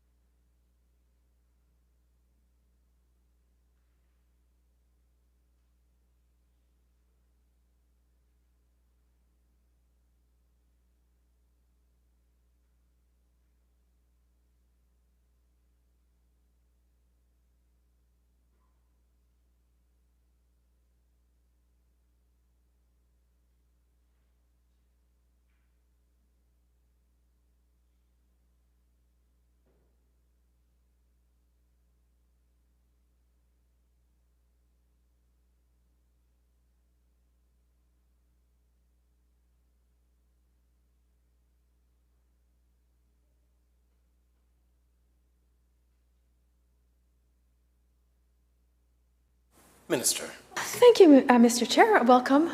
Welcome to the House. So the members sort of asked, I think it was two questions that I heard. I'm not 100% sure, but I want to provide a clarity because the members not correct around there's always a February budget. That's actually not the case. We certainly, when there were spring elections, a budget would be presented, but there'd be an election, and then there would be another 90 days, I believe, is what they had to bring in another budget. And so you would go right from, I guess, February, because it wouldn't be passed. You'd go right through the spring, and then you wouldn't actually pass a budget until the fall. And so in the olden days, that was sort of how the process went. And then we had a debate here in this House, and everyone agreed to change the date to a fall election. That was a decision of this House, and that permitted a new budget date for March. And I believe that was a year and a half or 2 years ago. I'm losing track of time, Mr. Speaker, but it was some time ago. And then along came COVID, which recognized that in order to deliver a meaningful budget, we did need more time in order to make that happen. Hence the extra 3 weeks, Mr. Speaker, for this current budget. But it's not accurate to suggest that budgets only ever happened in February. There were plenty of budgets that were presented in this House at different dates because of elections. So I think it's really important to get that on the record. So the other part of the member's question was around using the estimates from last year, given that we've had several supply bills, which were for requests for significant resources in a significant time, and the need for that extra supply was because the estimates weren't sufficient for the entire year on top of the COVID experience. And so we have the right vote descriptions in here, Mr. Speaker. They're here. I mean, certainly if you were to flip to the descriptions in there, for example, around health, you'll certainly see a range of descriptions. The challenge was there wasn't enough supply to get us through because of COVID.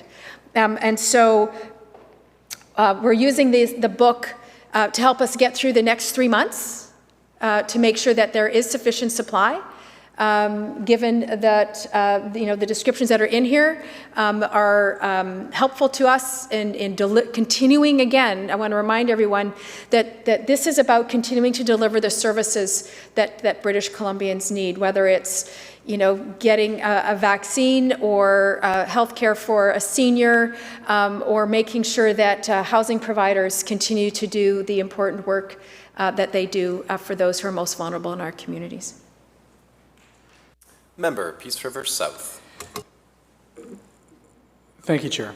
I mean, my comments originally were around the fact, the legislative requirement, and I'm not talking about when budgets were passed, where they extended through debate, or when elections were, but budgets are presented early in the year, around February. This government then changed, not that long ago, I thought it was just early last year, but I could be wrong, to give themselves, by then Finance Minister Carol James, to add an extra month to the 4th Tuesday of March was the deadline. And at that time, the minister was quoted as saying, and even if there's a fall election, because that was the discussion around that, if there's happens to be a fall election, that extra month is needed. That still would have been presented to the House before the end of a fiscal. Now we're actually in this problem and this debate, because again, supply bills normally don't get debated like this because of the process of this House. There's no real requirement because you get to have those debates and those questions asked during the estimates of the actual budget that's presented. just want to go back, though. I just want to go back to the question I had here, and if the minister can maybe give it in a bit more detail so I understand. Because she actually said that all we have to do is go out and get an old copy of the book, and that says it all. And now in this last answer, she just acknowledged that it actually doesn't say it all. That government was called back, that we were called back because of COVID and extra expenditures needed in a couple of different supplementary estimates to ask for more money for ministries to be spent to help people. And there was no debate in this House around that intent of why extra money was needed. It was needed because it was not in the budget. Government said that. Government acknowledged that this budget didn't work anymore because of COVID. So again, to the minister, that's why I'm asking this line of questioning. I'm trying to ensure, if we're being told to reference only this book, how do we tell people in the public, especially ones that are much needed, supports right now that are needed, we've all said that, I'm not trying to discredit that. My concern is, how do we tell them that funds will be there on April 1st for government programs that were announced in supplementary estimates when the minister in her own words said, we're not referencing that for this Supply Act. We're referencing a 13-month-old document that does not have the extra spending. I'm hoping the minister can understand why I'm asking this line of questioning. I'm hoping she can just clarify where I'm wrong, because it's not in the one-page supply bill. They're referencing the estimates March 31st, 2021. So what's happening with all the $8 billion approved COVID money that is set to expire under the fiscal year, March 31st, because that was approved last year and not included in the Supply Act for the first 3 months, from what I can tell?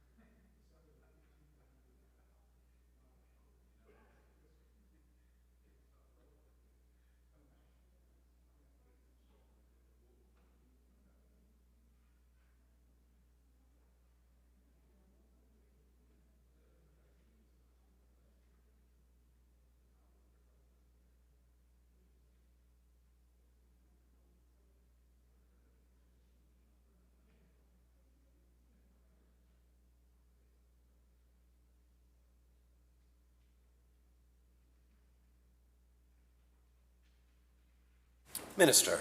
Thank you very much, Mr. Chair. This is perhaps where the member doesn't quite appreciate the supplemental estimates where we came back to the House, was for additional funds, not additional descriptions, additional funds. COVID certainly threw us all for a loop, personally, for sure. But certainly as government and all members of the House, we've had to change a lot of things. And I appreciate that the members opposite recognized the challenges that certainly healthcare, as well as the support systems that people needed as a result of COVID. And I want to take a moment to express gratitude to all members of the House for coming together as they did to make sure that we continue to take care of people. And that was us coming together to say the funds that we had approved in the estimates book, the amount wasn't sufficient in order to help British Columbians get through the pandemic. And so that's why we came back to the House. So what we're saying is we need funds to get through the next few months. The descriptions are here. And again, it is to carry us through, to make sure that that we continue as a government, all of us representing government, continue to take care of people. And that's what this supply bill is. And we are referring to descriptions and estimates to make sure that people understand how we're operating.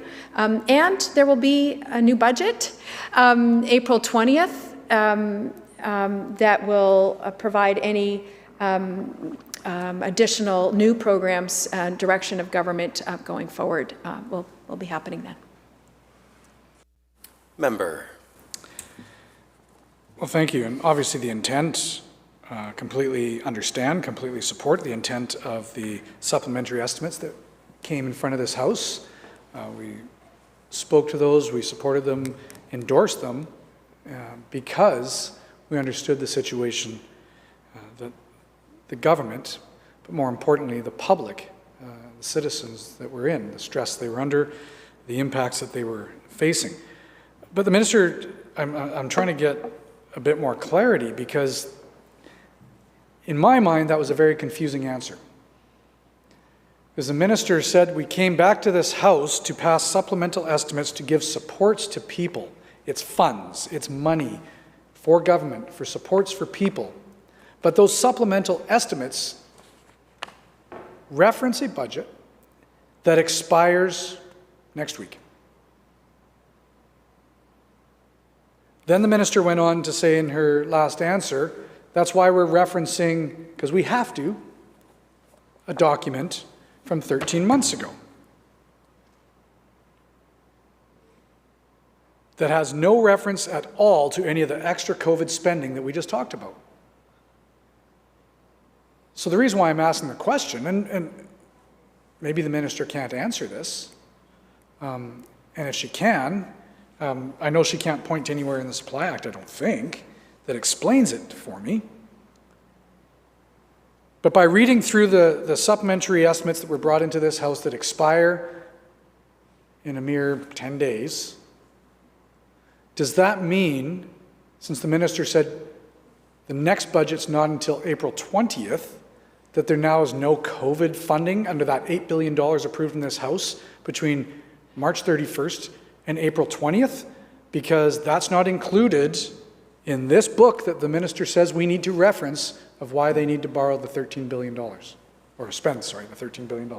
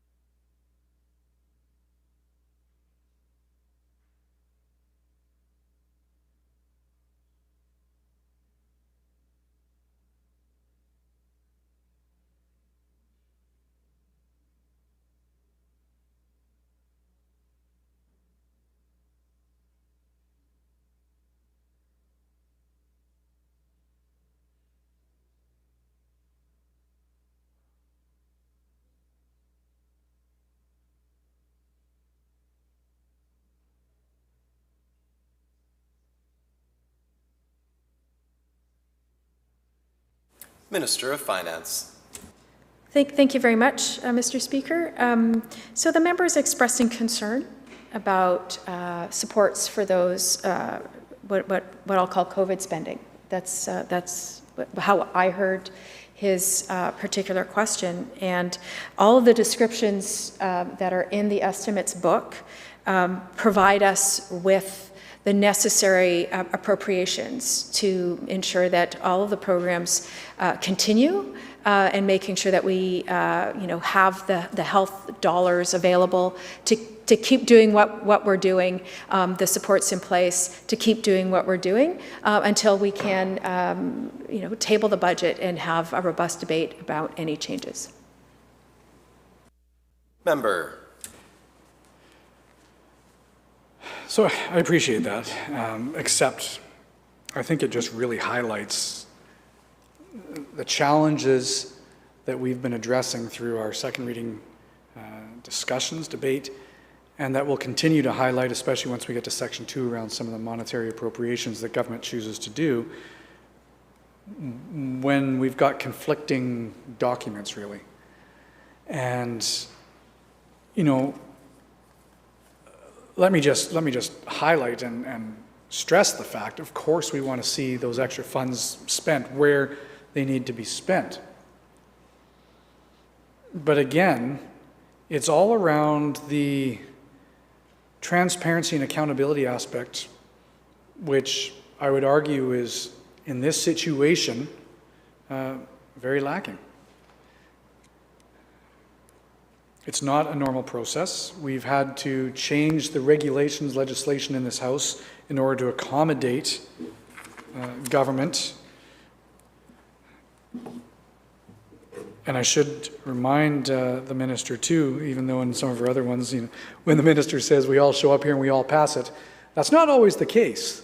Sometimes we vote against things, but they do still pass in the House because government has a majority. And fair enough, but just a reminder that that doesn't mean we always support everything the government is doing. Now, we have the Budget Transparency and Accountability Act. It's a very prescriptive act that lays out a lot of the expectations of government, of ministries, and even around budgets. So is it fair to say then to the minister that, does she feel then that we're not actually following the wording and intent under the Transparency and Accountability Act by having to change legislation because of their delay in presenting a budget?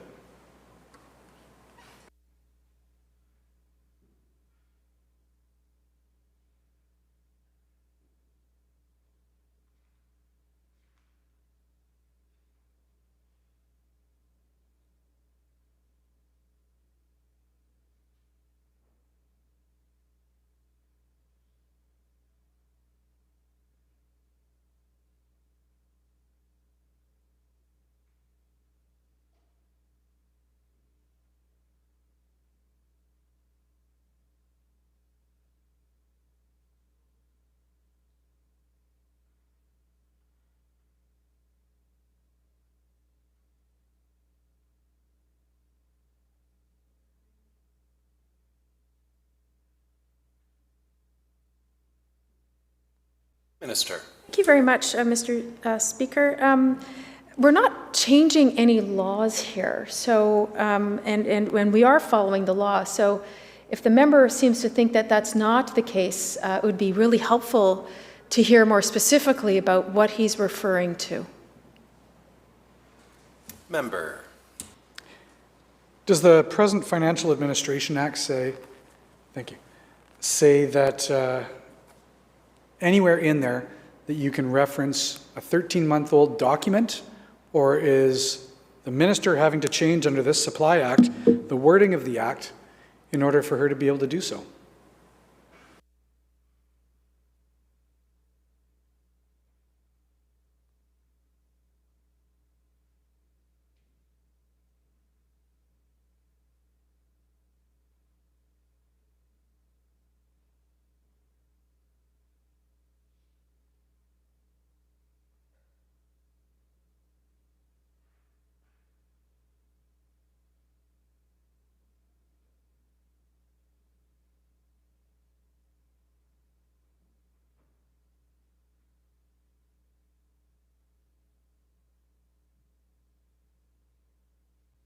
Minister.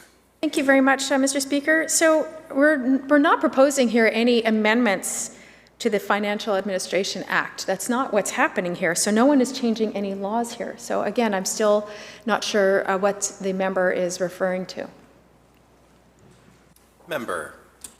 Well, we can agree to disagree. I know the minister's probably in a position where she doesn't want to acknowledge it, but it's pretty well right in black and white. When you read the Financial Administration Act on how it's supposed to reference the budget, the minister in her own supply act here has had to put the interpretation and change the interpretation to reference last year's budget in order to have a supply act.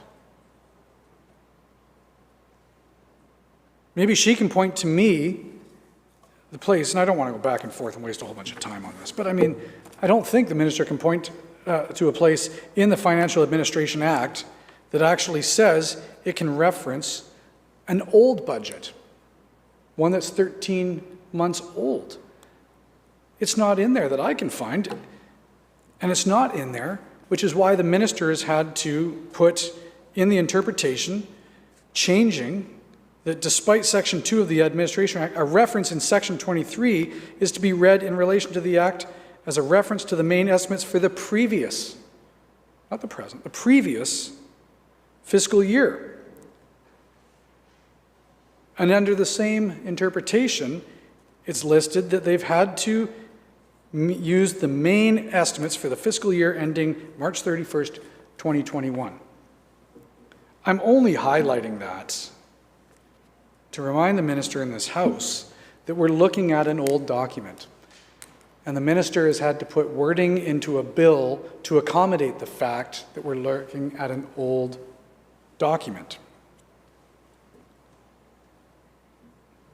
I'll get into in clause 2, almost said section 2, in a little bit, where we can actually talk about some of the specifics that I've brought up in more detail around the financial aspects of the spending, because again, there's no schedule attached to this. There's no schedule because there hasn't been a present budget put in front of this House, which again is why the ministers had to change the interpretation of the acts to accommodate them putting this budget forward later than expected.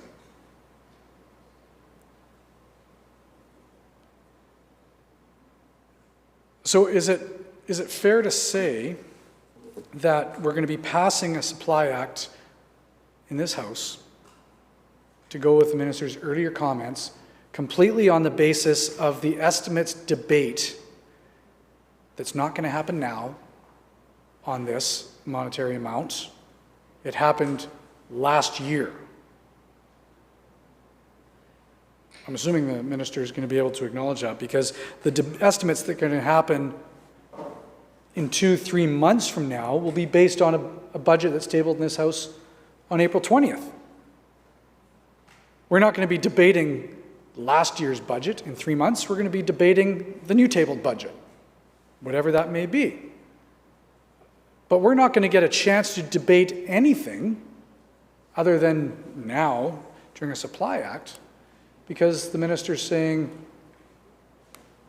we're going to take this money based on the discussion, the debates that we had a year and a bit ago. Is that a fair comment?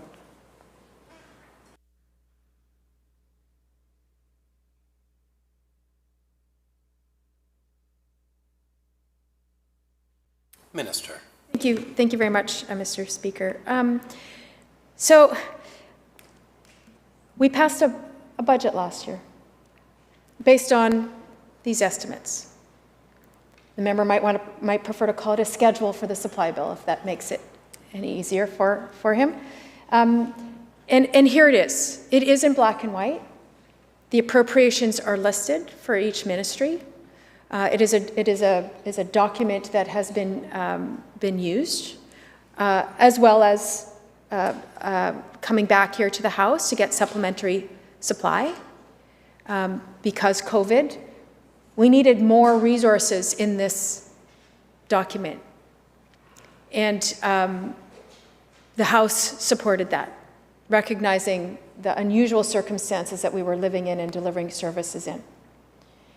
And so what's before the House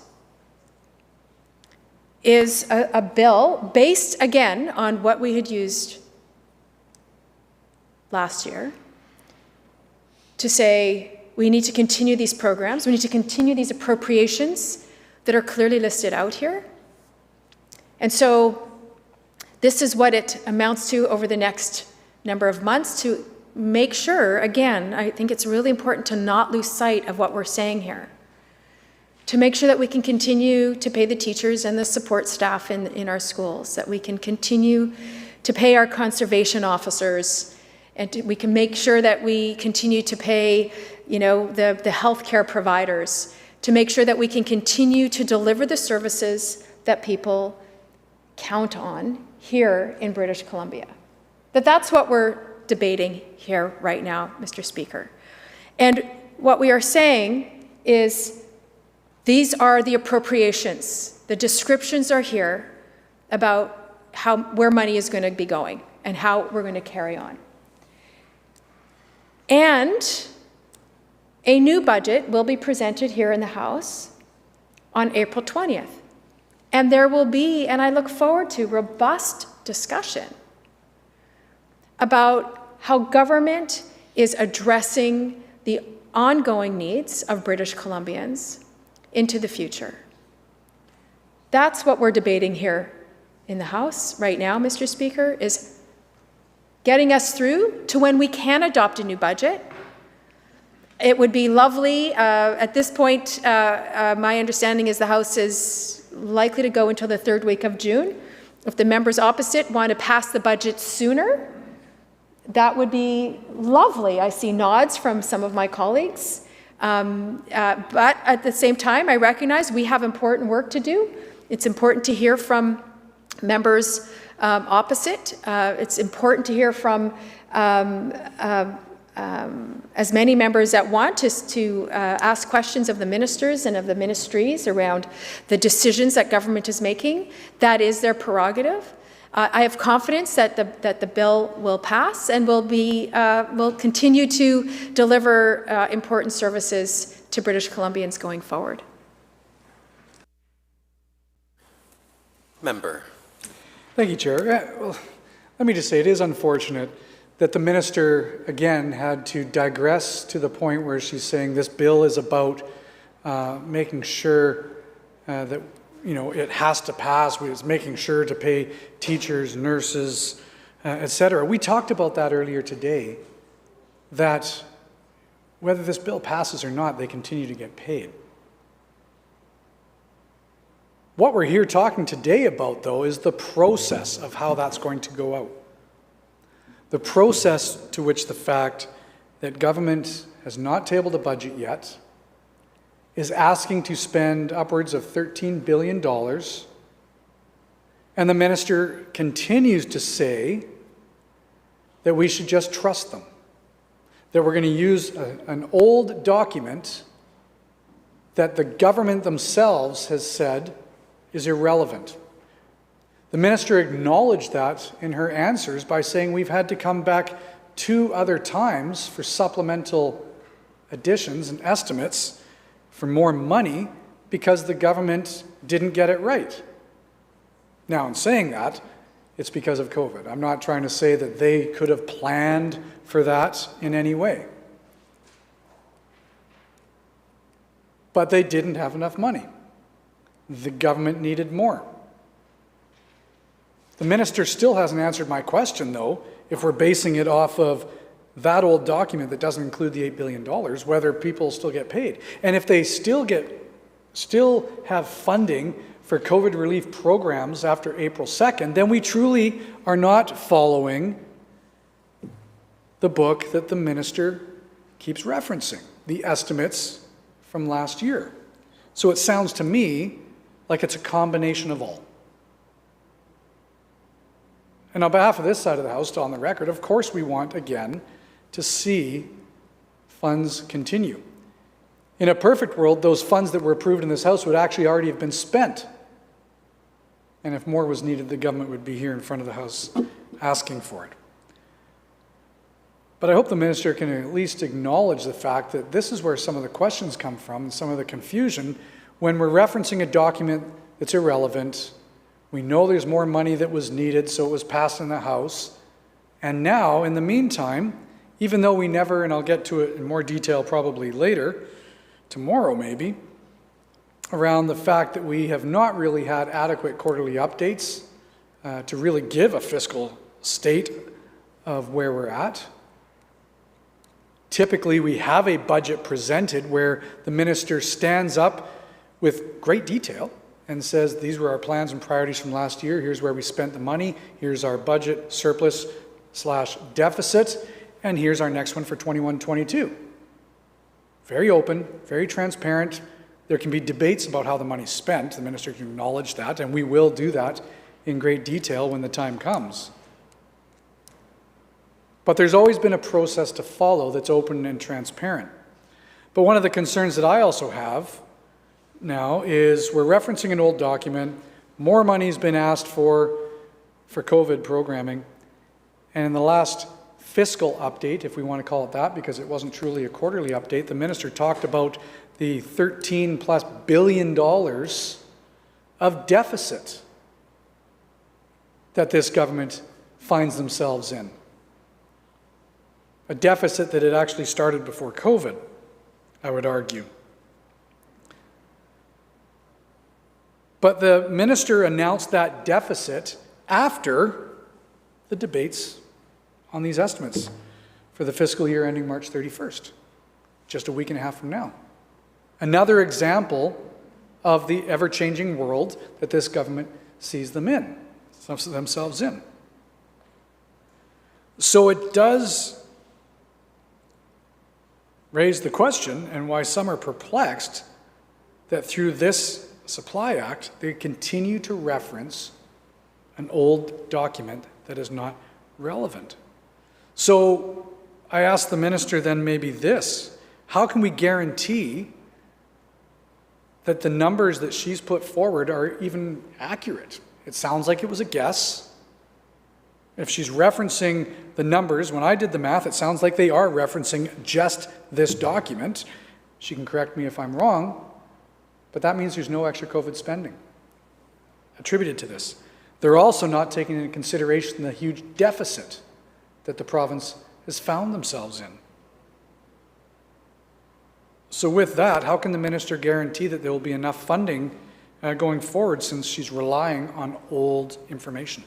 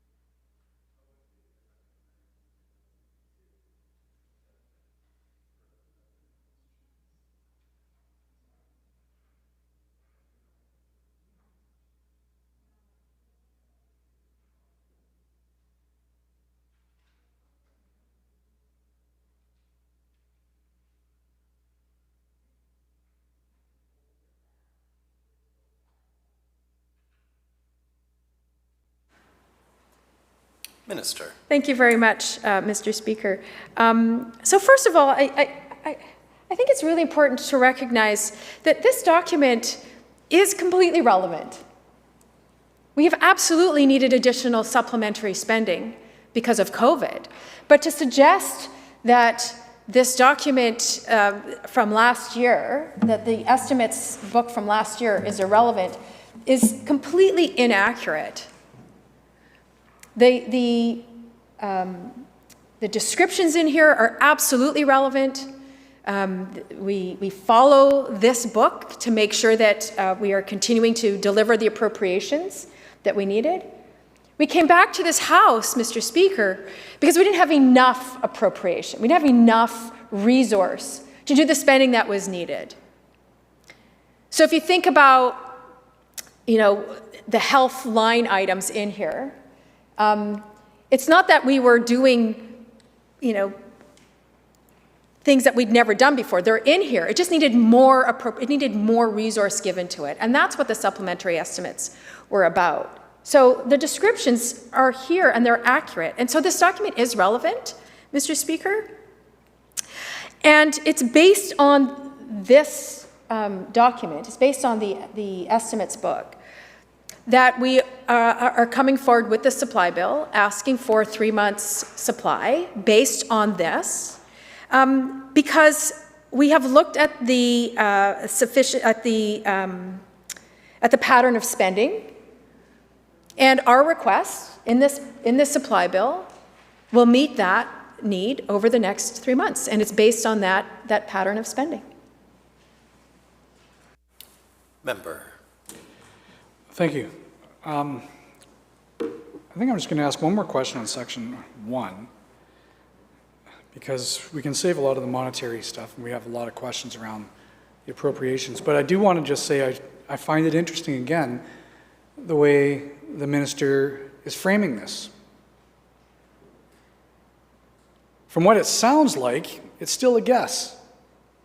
The descriptions are in here. Of course they're in here. The descriptions of how money will be spent are always in the fiscal plan. They're always in there. The dollar amounts, however, change. And the minister just acknowledged that they had to come back for supplementary estimates because more money was needed. Which is why the Premier himself said this document was irrelevant. Why the Premier himself said that's why we couldn't use this document as the basis of the spending of the ministries of this government. So although the characterization that the minister puts forward that the descriptions are in the book and they're there for us to look at, that's a fair comment. But the dollars the dollars themselves maybe aren't necessarily there. And I asked this earlier on today, and I think I even referenced the Premier's office, if I remember, about $11 billion. The minister just acknowledged that more money was needed. But she's acknowledging we should use this book as the guide, it sounds like, not the full plan. So is it fair to say that it is a guess? That the descriptions here of how ministries allot proportions, how ministries are appropriated a certain amount of money, and then how that's descriptively spent as an approximation, and we always know that it is to a certain extent, but it's always presented in a document to the public so they see where government is going.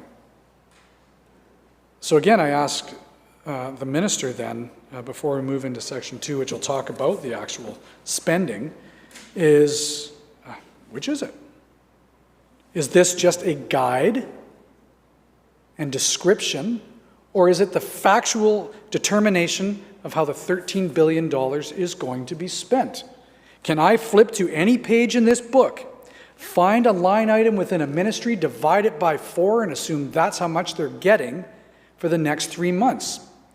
And if so, we're going to have some more serious questions to ask later, because none of that accommodates any of the changes around deficit or additional money that government has asked for COVID spending.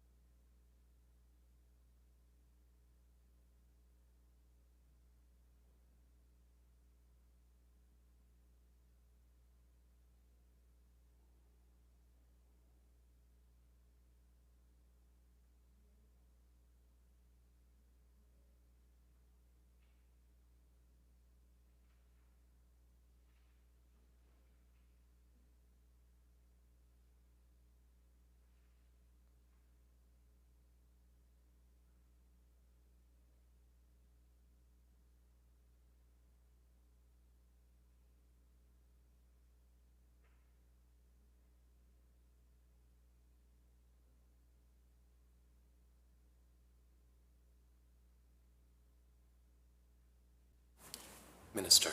Thank you very much, Mr. Speaker. So, as the member well knows, of course, this is an approximation. And just like any other year when we bring in, or any government brings in a supply bill, it is an approximation, and it's a lump sum amount to facilitate the ongoing programs, making sure that they can continue while there's the debate of the budget continues, and gets sort of reset with the new budget. And so this is how supply bills are developed every year. Shall Clause 1 pass?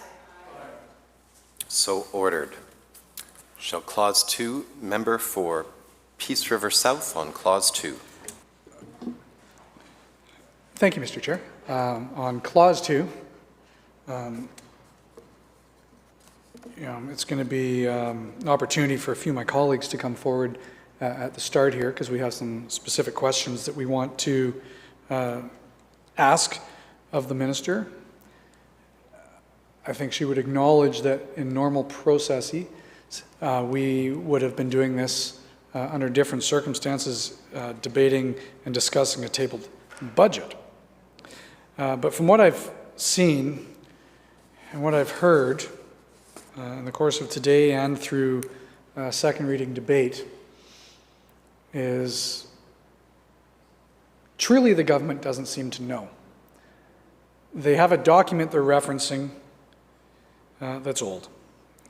They are asking for a blank check for the continuation of government spending, which we acknowledged is important. We know that a budget will be presented in 3 or 4 weeks from now. But under Section 2, government is asking us now to approve $12.3 billion. $12.3 billion without really showing any updated plan. I'm not going to rehash the debate we've just had for the last hour or 90 minutes, although I've never been accused of not being able to fill time when I talk, so I could do so, but I won't. But I think it's important, before I turn it over, Mr. Chair, to a few colleagues, and just for his reference, the first one will be a member from Peace River North, who's on the screen. Is it fair to say, before we get into those questions, though, that there, again, is no updated plan? That the minister is referencing old documentation, that she's asking for $12.3 billion in good faith for this House to pass, with no determinations of specific dollar amounts of where that's going to go, without a chance for us to scrutinize or debate it. And again, with the adage that obviously we understand that there's the extra COVID spending and dollars that are needed. But how do we know where it's going? Can the minister point to anything of where this $12.3 billion specifically will be going, I guess, other than a 13-month-old document?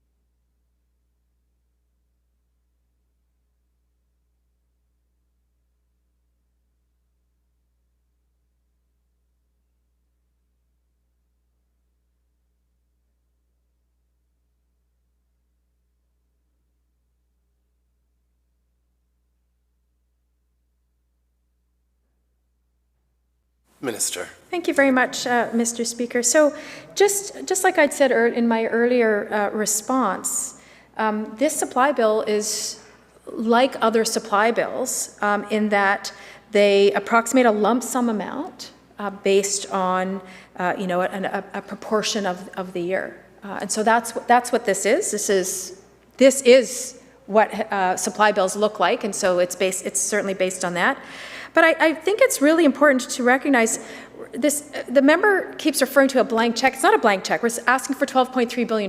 We're very specific, Mr. Speaker. And so it's very inaccurate to suggest that that's not the case. A blank check suggests that there's no amount put in and you just sign it and offer it up.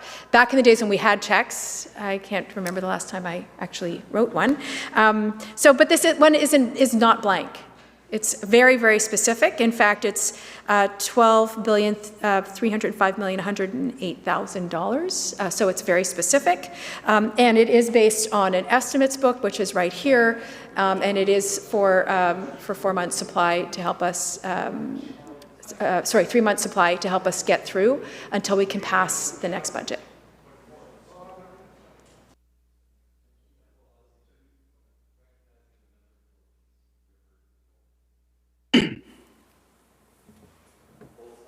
Recognizing the member for Peace River North on Clause 2. Yeah, thank you, Honourable Chair. I appreciate and want to thank my colleague for his riveting dialogue over the last little while on Clause 1 of this bill. And diving into some of the, I guess, the finer details, we heard the minister talk about this is an approximate, the numbers are approximate and where they're being put toward. A lot of my comments here, or my questions, are going to be around the social development and poverty reduction piece. And as everyone knows, the social services are being more heavily relied on right now than probably any other time, certainly in memory. And looking at how the allocation of this previous budget, the 13-month-old budget, and accurately capturing the financial needs then to how they are now, my question to the minister is, how are you capturing the financial needs of this of social development and poverty reduction today, based off a irrelevant 13-month-old budget?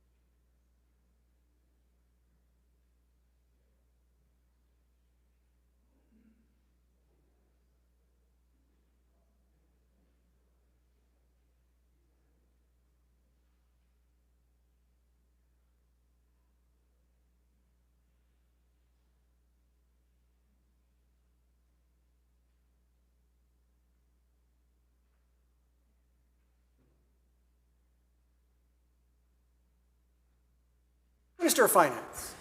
Thank you very much. Welcome back, Mr. Chair.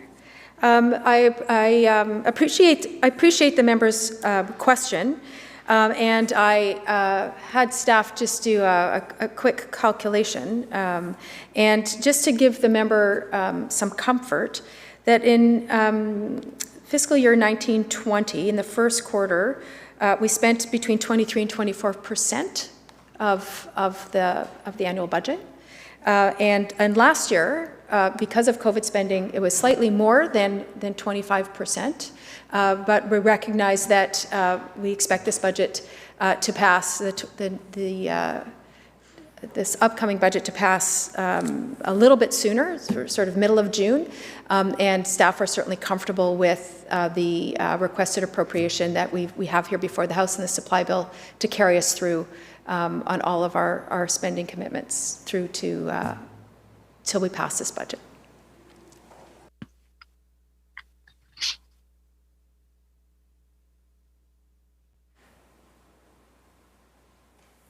Peace River North. Thank you, Chair. Thank you, Minister. So that kind of moves toward answering a piece of my next question, and maybe we can get the firmed up a little bit more. So last year, the budget of the Ministry of Social Development and Poverty Reduction was 3.6, just over $3.6 billion.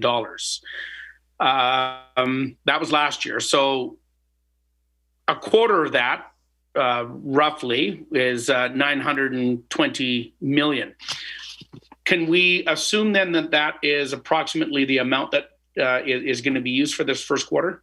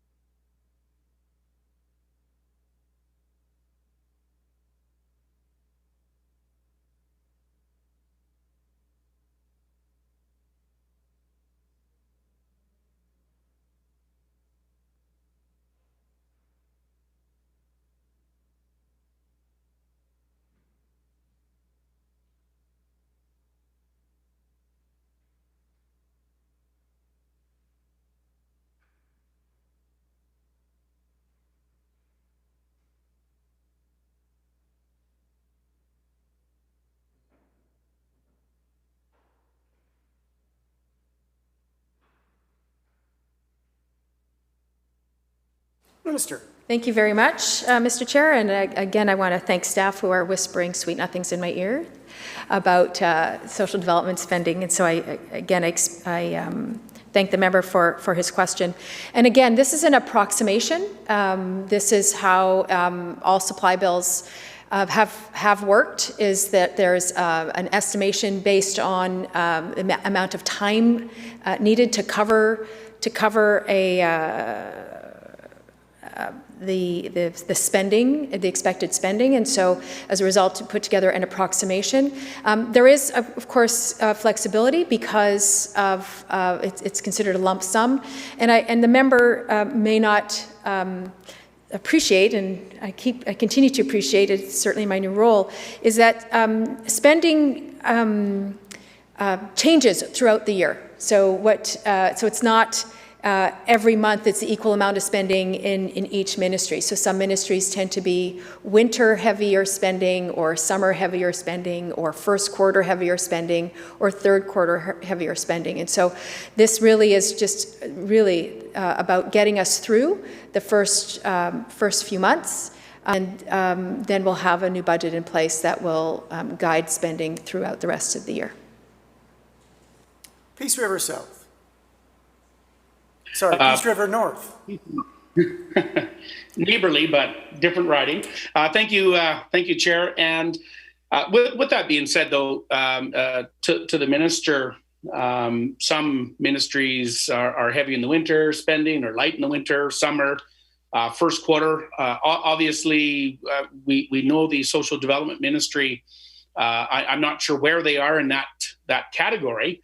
So there must be some sort of idea of the amount that is going to be earmarked for this ministry for the first quarter, even based on a 5-year average of what the first quarter looks like.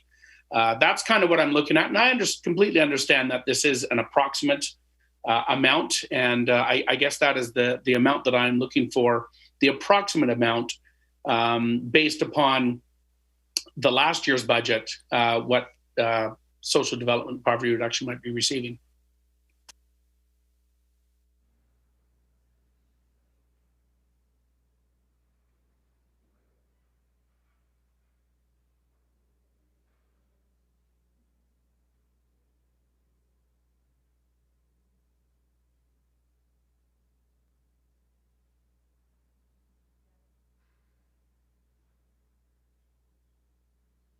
Minister of Finance. Thank you. Listening very carefully to the member's question, that's a great question for estimates debate in terms of understanding exactly specific. But in supply, what we're looking for here is using all of government spending and asking for a lump sum that permits us to continue to pay the people that do the work, that I know that the member is really proud to be the critic of, because he gets to see the amazing work that frontline folks are doing for the most vulnerable population. And this supply bill is about saying we need to continue the operations of government, and in working with staff and taking a look at, as they always do with every single supply bill, is they take a look at the appropriation amount that they're going to need based on generally how much time we need to cover ongoing costs, and that works quite well. It's worked really well in the past, and it will continue to work well for us in the future. Peace River North. Thank you, Chair. Thank you, Minister. So, I mean, the entire premise of asking these questions are on behalf of these frontline workers, these organizations, the vulnerable people that are, quite curious, obviously, to where they're going to fit into this first quarter, and the funding specific to each of these groups. So my next question, I guess, is a little more specific around Community Living BC. The previous budget for last year was approximately $1.37 billion went to Community Living BC. The approximate, again, I'm comfortable using that language, amount of the first quarter, if you were to break this down into four, would be approximately $285 million. Can the minister tell me if this would be the approximate amount that would be going to this organization, which delivers an incredible amount of services to these frontline workers? Will they be receiving that amount, or approximately that amount? Minister of Finance. Thank you very much, Mr. Speaker. And I, again, that's a great question for estimates debate. I know that the minister responsible for social development and poverty reduction is listening closely and writing down these questions as the member asks them, because this will give him advance notice of where the member's interests are, and I am sure that he'll be happy to provide those specific answers. And again, I just want to remind the member that this supply bill is about making sure that we can continue to pay these folks who do this great work, making sure that continues for a period of time until we can pass the upcoming budget. Peace River North. Thank you, Chair. And again, not specifically getting the answers, but I'll move on and try and ascertain a little more detail. I get the minister's trying to, again, deflect this to the budget estimates, but as my colleague from Peace River South has mentioned numerous times, we should be in the budget estimates right now. asking these questions. But here we are well into the first quarter, and we don't have these numbers, and this is why we're asking these numbers. I'll move on just to a couple more questions here, as I know I do have a couple more colleagues that do want to ask some questions. Again, we've talked about these are incredibly trying times for so many people across the province. Employment Services had $29 million set aside, which is desperately needed. Things have certainly changed since budget 1920, but it works out to $7.2 million a quarter. What is, can the minister tell me, and preferably not to say ask that during budget estimates, because Honourable Speaker, you know, these are people that are wondering, wow, am I going to be getting some employment services right now? So roughly $7.3 million set aside per quarter is what it would work out to. Is that roughly what is going to be set aside for this first quarter? Minister of Finance. Thank you very much, Mr. Chair. Well, so the member, I do want to correct him. He said we aren't yet. He says we are in the first quarter. We're not yet in the first quarter. We still have a few more days anyway, a week or so. But again, you know, the member is asking very specific questions. I appreciate the question, and I'm sure again that the minister responsible is writing this down so that he is well prepared with an answer when it does come to budget estimates. And again, I want to remind the member that this is a normal approximation that we do with supply bills, is making sure that we have the resources necessary to continue the important work that that these folks that he's describing are doing. And that's what I'm sure everybody here in this House, that's why I think everyone supported second reading, because we appreciate the work that they do. And I look forward to seeing this bill through to committee stage, getting it passed in this House so that we can carry on our work. Peace River North. Thank you, Chair. Thank you, Minister. Yeah, and I think we're 5 days away or 6 days away from the fiscal year end, first quarter, which ties into, of course, a recent announcement regarding the income and disability payment, and questions around, is there and I'll just do a two-part question, and if you can answer both of these, I'll let my colleague from Peace River South know that I'll be wrapping up after this question then. Is extra money being set aside due to the announced increase to the income disability assistance payments in this first quarter out of this $12.3 billion? And the second piece of the question is, how much more would have been needed to lock in the $300 that initially was clawed back, and of course only returned half? How much more would have been needed to facilitate the entire $300 a month?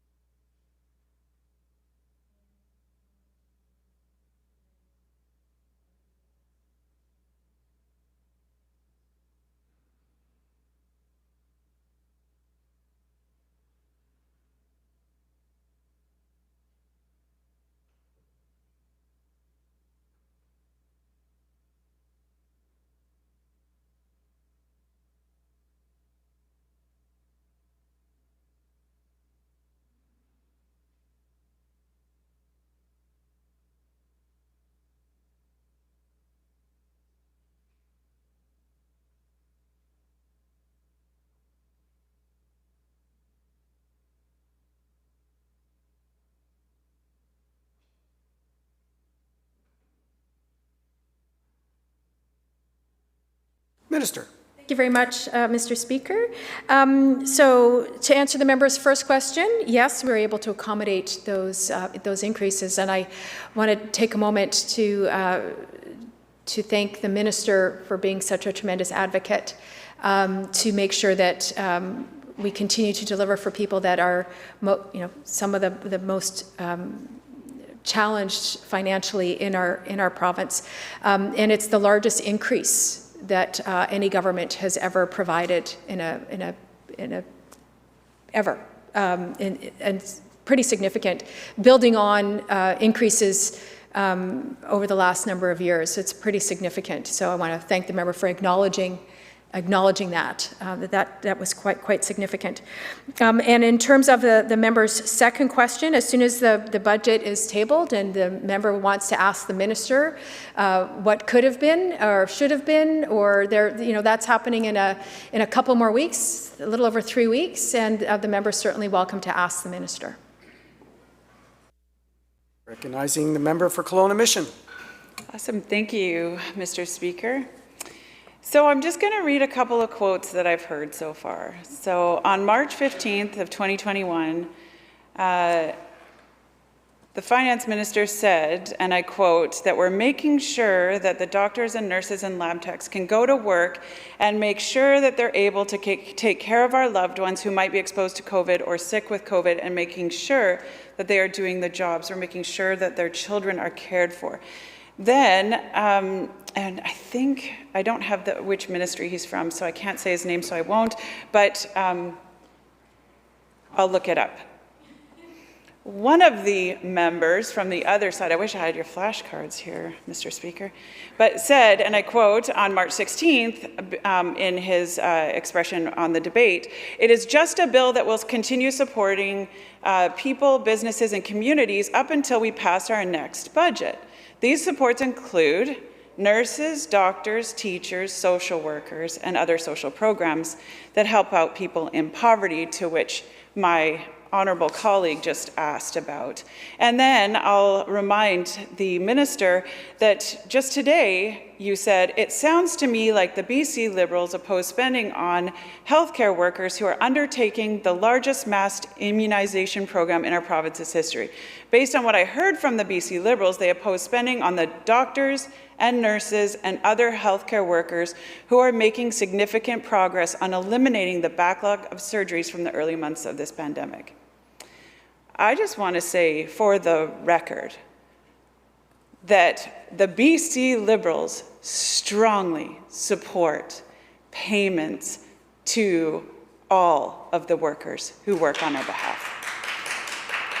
However, we do not support, and you're right, Minister, we are not giving a blank check. We're giving a check that is written out for $12.3 billion.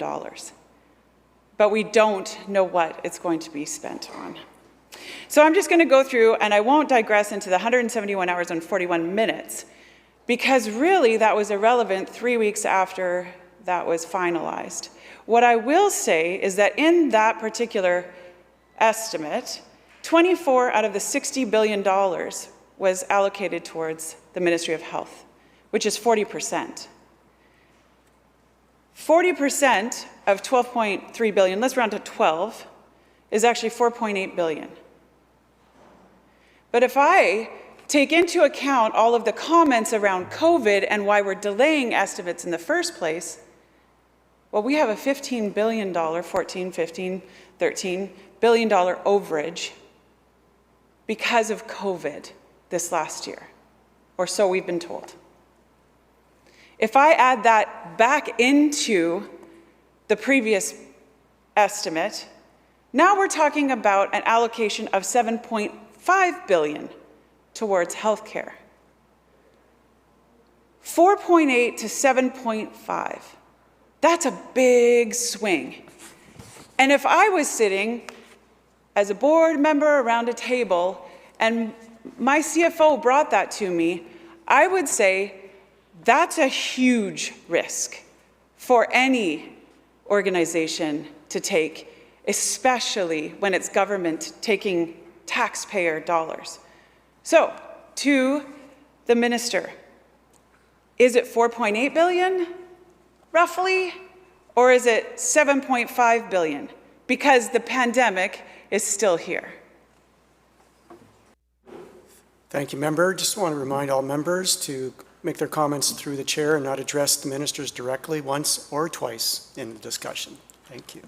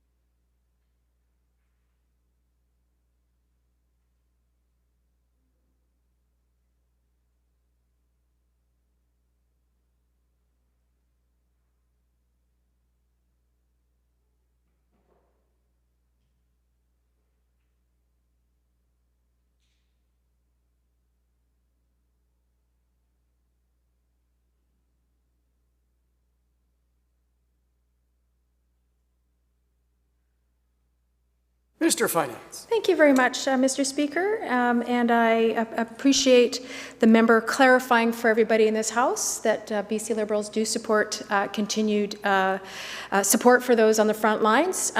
It is unfortunate that there were members who spoke about not supporting the bill, and so I would imagine that there could be some understanding around how that would be interpreted, and certainly when it came to a vote, there was somebody who did not support the bill passing. But I'm really grateful, very grateful, to hear the clarification from the member opposite around their support to ensure that folks continue to get paid.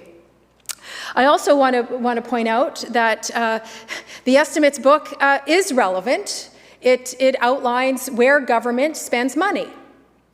It does. It lists all the various component parts that are in the budget, and it's in here. And so that's still quite relevant. Certainly over time, this last year, we had to come back to this House to ask for more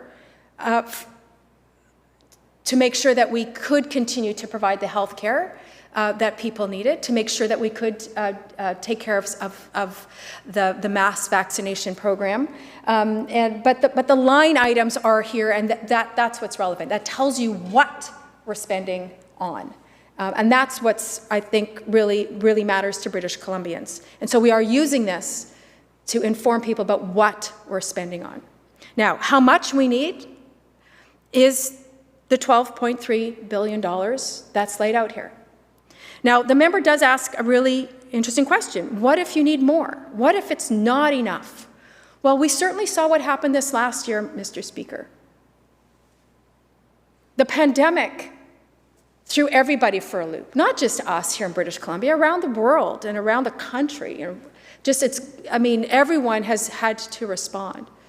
And so if by some chance we needed to come back to the House to say, things have gone sideways, we need to make sure that we continue to support British Columbians, we would come back to this House, we would call all the members, just like we did last year, and have the discussion and the debate about what we needed more resources for to make sure that British Columbians had what they need so that they could be safe in their home. So that's what we would do, Mr. Speaker. Kelowna Mission.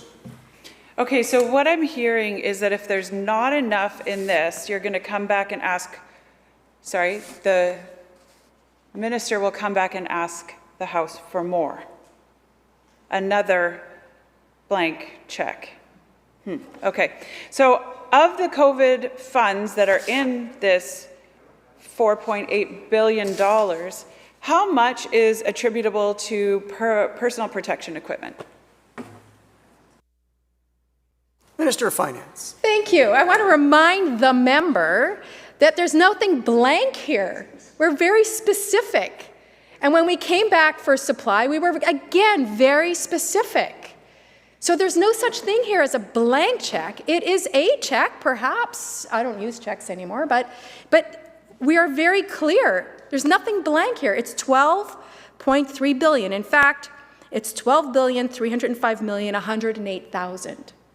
That's not blank. That's very specific. And so while the member, I want to just, I guess, remind the member that the details are right here in the bill, and if she wants, I'm sure the critic could supply her with the page in which the numbers are on so that she has it, so she doesn't have to suggest that it's not, she doesn't have to suggest that it's blank, it's not. Now, the member did ask about a very specific line item, and again, I will, and I'm sure the Minister of Health is also jogging down this note and expecting that it will be asked in estimates around how much money is, I believe it was for personal protective equipment, is being designated, and that's a very fine, specific line item, and we will ensure that we can continue to provide that important equipment to everyone on the front lines, everyone in the healthcare front lines. And again, this supply bill is providing a lump sum to government to continue doing what we have been doing, which is to keep people safe. And the member can certainly reach out to the Minister of Health, who I'm sure would provide him, probably to the penny, knowing the Minister of Health, exactly what's being spent on personal protective equipment. Kelowna Mission. Thank you, Mr. Speaker. Perhaps the minister could indicate exactly how much we've got allocated to the vaccination program, as the vaccination program will have to be, oh wait, we're already in the midst of the vaccination program. So perhaps the minister could indicate how much we've got of this 12.345, I lost count, billion is allocated. Did I?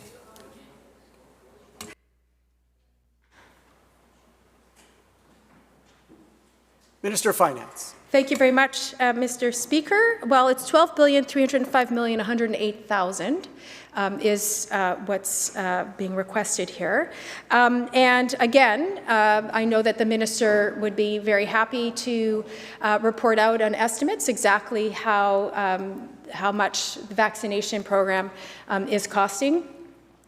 Specifically. And again, this supply bill provides us with a lump sum so that government can continue the operations, continue those vaccinations that are happening as we speak.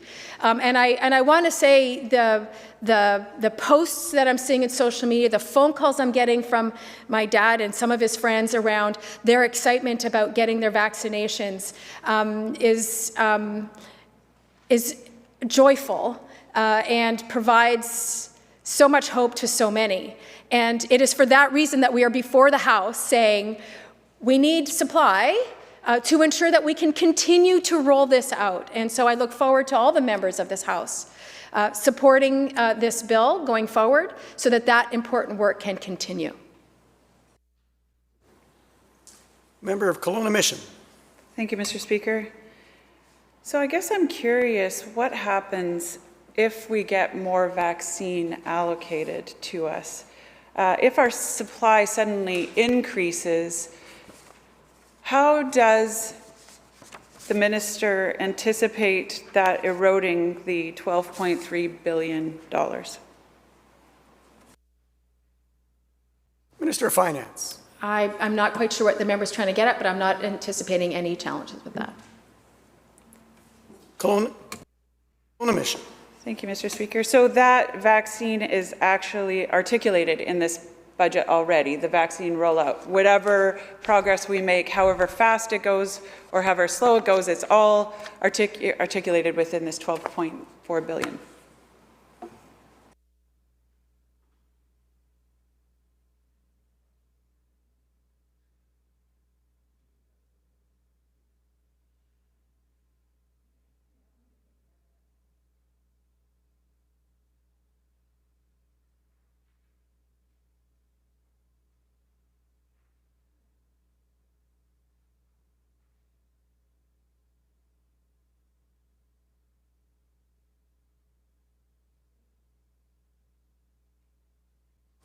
Minister of Finance. Thank you very much, Mr. Speaker. And the specificity with which the member is asking the questions, are certainly more appropriate for an estimates debate to understand exactly how much is spent on very specific programs. I have every confidence that what we have before us in terms of this request will be able to continue the vaccine rollout and continue to provide services to British Columbians. But I also, again, if the member is suggesting that somehow things don't go as anticipated, God forbid there is another big surge or things go sideways. And if we haven't learned anything from this year, it's about, unexpected things happen, and you need to be responsive. And if we needed more resource to take care of British Columbians, we'd be back in this House having more discussion. Right now, we know that this is our best estimate for what we need to carry through those next few months. It is a process that has been used historically that helps us to make a best guess. And I look forward to having this pass in the House. New budget will be brought in April 20th. I'm sure we're going to have a robust debate. I'm sure the Minister of Health will have many, many questions asked by the member from Kelowna, who will, I'm sure, have lots to ask him, and I'm sure he's looking forward to providing her with the details for every single program, and I'm sure he will give her the specific details that she will be asking about. Kelowna Mission.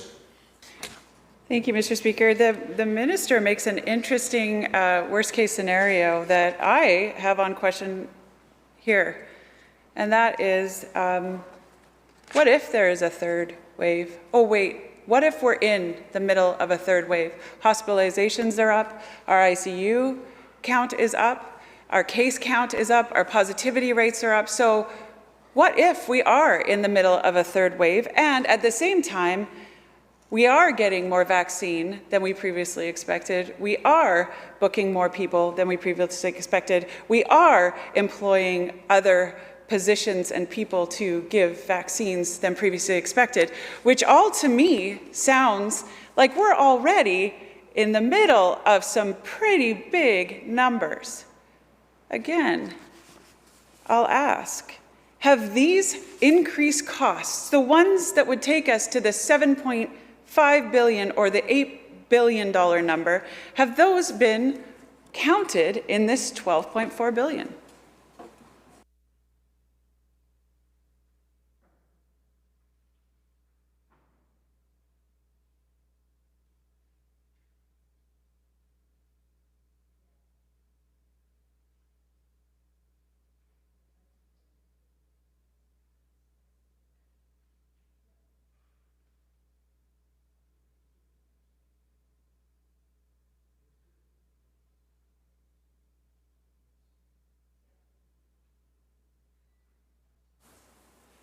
Minister of Finance. Thank you very much, Mr. Speaker. And like I said earlier, this is a best guesstimate, estimate, based on what we know to be true in this moment. But we've also learned, and this last year has taught us, it's taught us that we need to be flexible and adaptable. And it's kept us in a good place here in British Columbia. The fact that everyone came to the House, the fact that we put up TV monitors so that we could do it safely, we could do our work safely, showed British Columbians that 87 individuals can come together and make decisions with their best interests in mind. And if we needed to, Mr. Speaker, we would do it again. Kelowna Mission. Thank you, Mr. Speaker. You know, the minister brings up a really good point about being flexible and adaptable. It's an excellent point, and I would agree. I would also then ask, how much of the $12.4 billion is flexible, adaptable, and part of a contingency plan that British Columbia needs to get us through a third wave and a vaccine rollout?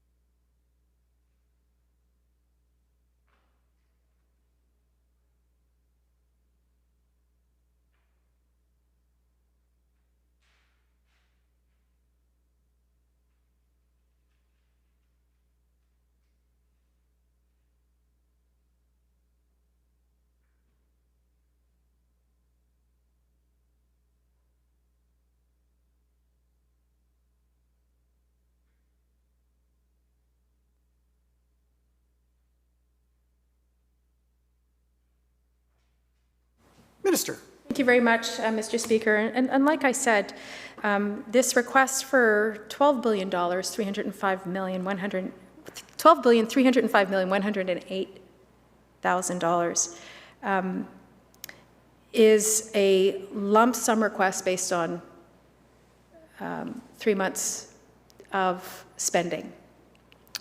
And that, based on what we know to be true today, will carry us through. In 3.5 weeks, we'll be presenting a budget. And the member will certainly, I'm sure, already writing down her questions, I'm sure, can ask the minister as soon as the budget is tabled, but we'll have opportunity set aside to ask the minister specific questions about spending on different parts of the plan. In the meantime, Mr. Speaker, what we are asking the House to do in terms of supporting the supply bill is to make sure that we have the ability to spend on the things that the member has read off of her notes that's important, the mass vaccination that's going on, paying for the nurses and the doctors and the healthcare workers on the front lines, making sure that we can continue the work of government.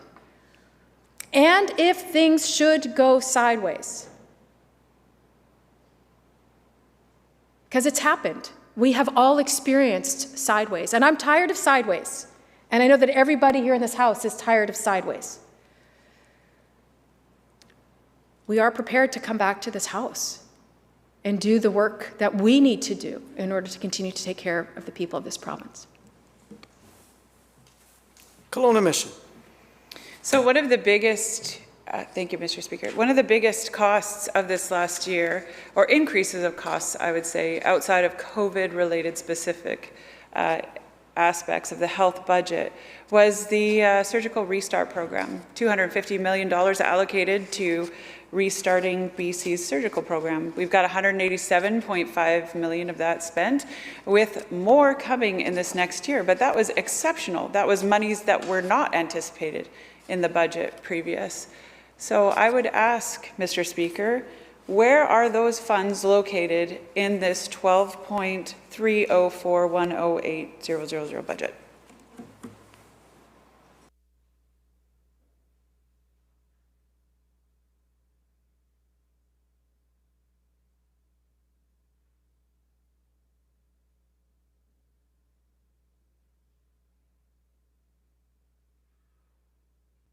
Minister. Thank you very much, Mr. Speaker. Again, I'll say to the member, the $12,305,108,000 that is in the supply bill is a lump sum that allows government to continue the work that it is currently doing. So that the items that the member is referring to can continue over the next few months.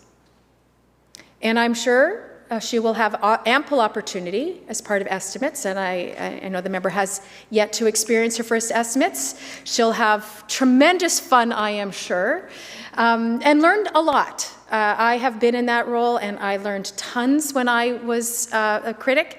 I learned a lot. And as will she and any other new member of the House. And I would encourage those to watch other people's estimates, because it's a real opportunity to see how other people do it. And she will get the specific answers from the minister, who I am sure will have a very detailed and full response for her. Kelowna Mission. Thank you, Mr. Speaker. I do know that my other colleagues are waiting, so I will use this as my last question. I do agree with the minister. I have had and taken great pleasure in note-taking through 6 years of health estimates. So I want to commend those of you on that side of the House for the job that you did in estimates.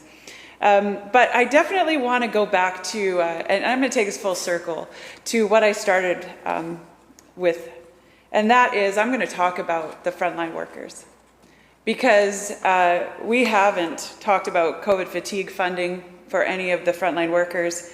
We haven't talked about the healthcare professionals that are still yet to be hired and should be hired within the next 6 weeks in terms of where we're at. We haven't talked about how much of this budget is relating to the nursing staff, and we certainly haven't talked about the training that's necessary for the ICUs. I recognize that the minister has shuffled me over to Minister of Health and estimates, but these are issues that are going to have to be addressed within the next 6 weeks, not 6 months.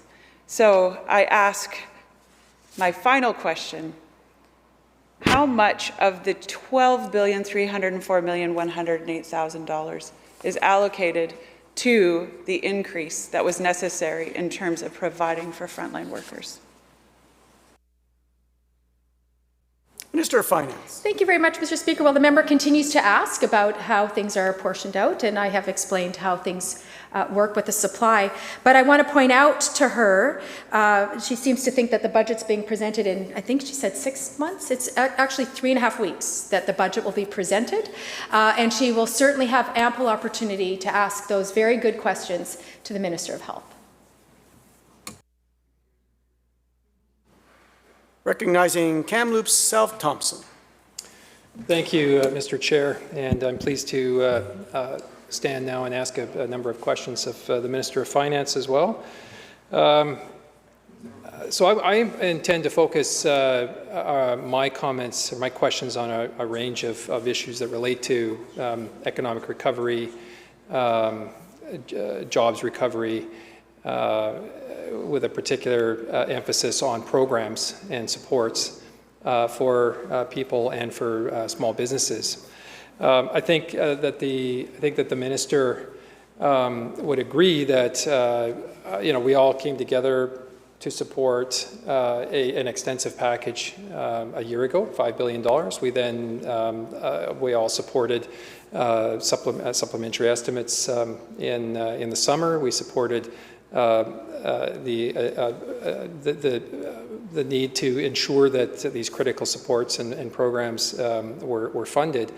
The challenge that we have been trying to highlight as an opposition is the reality that a lot of the programs, a lot of the economic recovery programs that the government has brought forward, for lack of a better word, have been botched. They've either been far too late to make a difference for a lot of small businesses in particular, or the funding has been structured in a way with eligibility criteria, requirements that meant a lot of organizations, a lot of businesses, small businesses, were not eligible to receive a lot of this money. So I guess as just an initial general question, and I'll ask more specific ones in a moment, but as a general sort of starter question here, the small business recovery grant has had to be retooled several times. It's been a year. We did approve $2.2 billion for business supports back a year ago. That was then reduced down to $1.5 billion in September, of which the Small Business Recovery Grant was a $300 million component. An election then got called, which further delayed getting these supports out the door. And as I mentioned, really stringent eligibility criteria wrapped around that program. So my question to the minister would be this: in light of the fact that a number of these economic recovery programs have been so significantly bungled and botched, what rationale does the minister think makes sense for British Columbians to trust that the government knows what it's doing with this 13, well, in this particular Section 2 appropriation request of $12 billion and change? How can the government be trusted with this when we still don't? Our confidence, I think the confidence of a lot of British Columbians is shaken that they've been able to effectively and efficiently push dollars out the door quickly to those who really need it, particularly on the business side, with the billions of dollars that have already been approved by this legislature.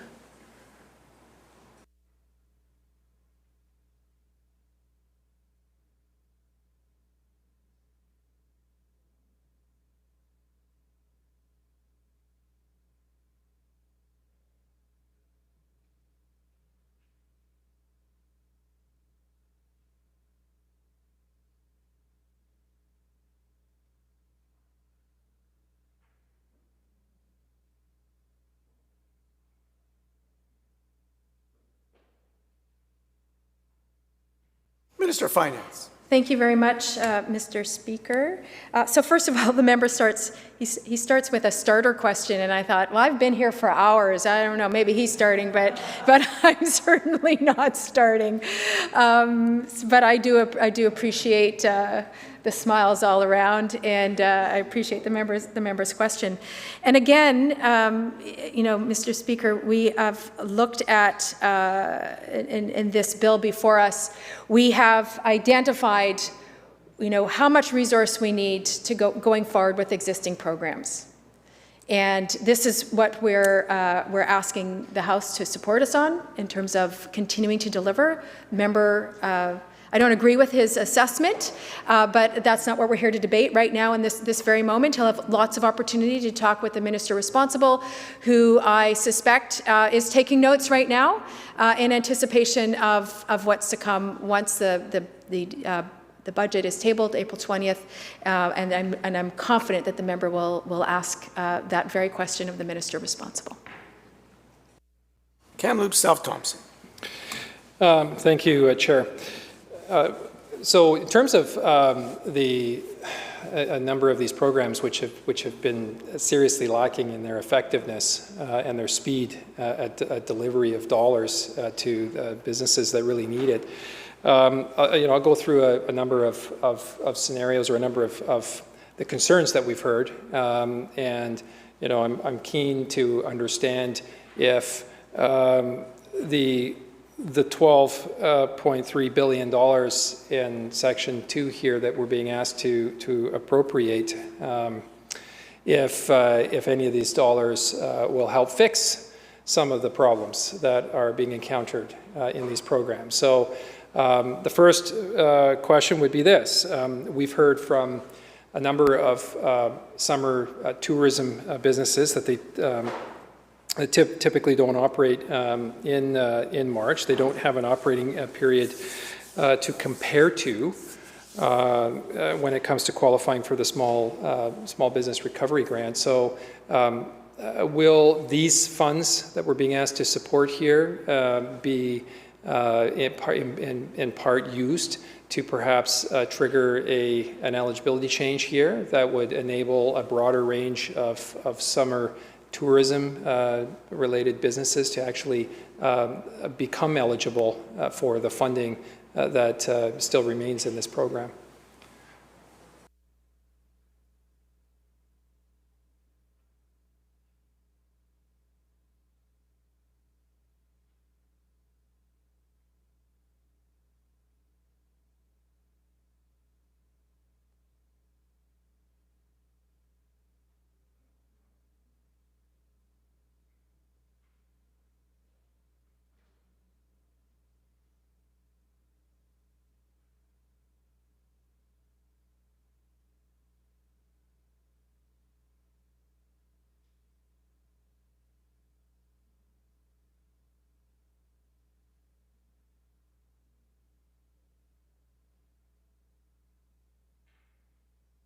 Minister. Thank you very much, Mr. Speaker. And again, I'll say to the member, the bill before us is about making sure that we can continue to roll out programs that British Columbians depend on. Whether they're, like the previous member was most interested in, was of the frontline workers in the healthcare system, and like this member is interested in making sure that programs are there for those businesses that have been hard hit by COVID. This bill before the House is about ensuring that we can continue to deliver the important programs that people have come to count on. And with that, Mr. Speaker, can I ask for a 5-minute break? Yes, you may. We will recess for 5 minutes.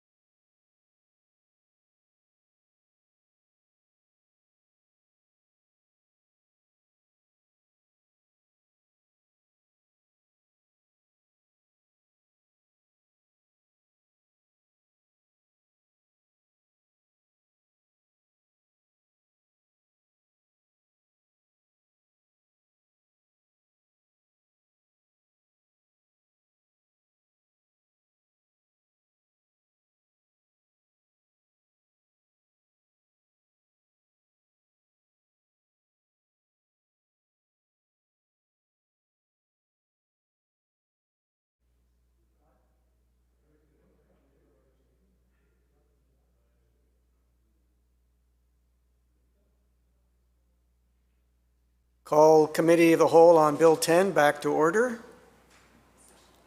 Kamloops South Thompson.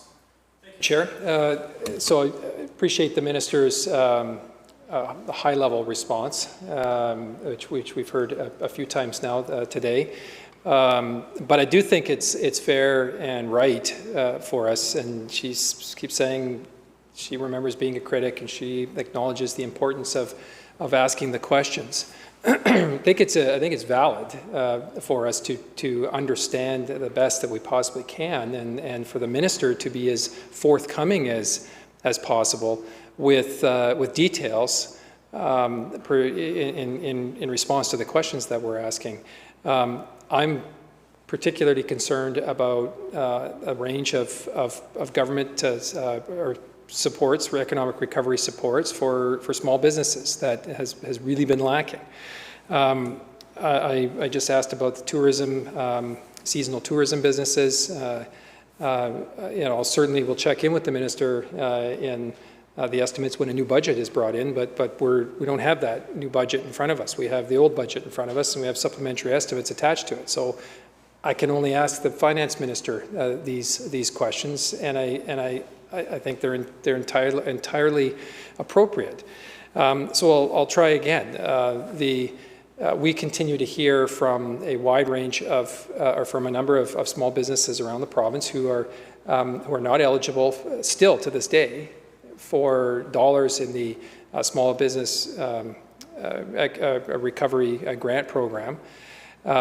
Because there are still two eligibility requirements in place that restrict them from accessing the funds. Namely, one, they must still have been in business for 18 months as of the date of application, and number two, they have to also demonstrate that they were profitable in 2019 in order to be considered eligible for funding in this current fiscal year.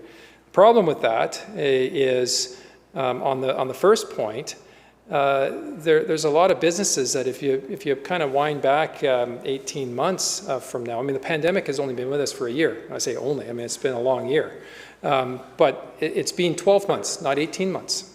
There were a lot of entrepreneurs and small business and folks that pursued their dreams and invested with everything that they had to start a business.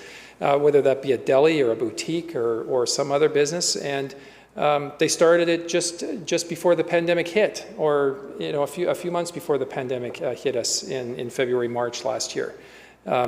They have suffered the economic consequences of this pandemic from a business perspective as much as anyone else, and it seems to me and to them that this line has been drawn in the sand. That leaves them on the wrong side of the line insofar as receiving the supports that they need. Likewise, the requirement to be profitable in 2019 puts every business into the same box. It says that the circumstances that relate to each business are all the same. Well, that's not true. If you were a hotel, for example, that undertook a major renovation in 2019, looking forward to reopening with great fanfare likely in 2020, only to then not have had the foresight to know that a pandemic was coming, and so you've incurred all this cost, you've shown a loss on your financials for 2019, you've got a shiny new product ready to go for 2020, the pandemic hits, and you have no customers and no revenue. That business is not eligible to access the funding. So again, to the minister, is there a component of this $12.3 billion that we're being asked to support here today in Section 2 that is intended to assist or to broaden the scope of these programs, of this program in particular, to enhance the eligibility in the manner that I've suggested here, that I've highlighted, such that a whole bunch of businesses out there who have been hit just as hard as others would subsequently be eligible to receive the much needed funding that they need in order to survive in the months ahead.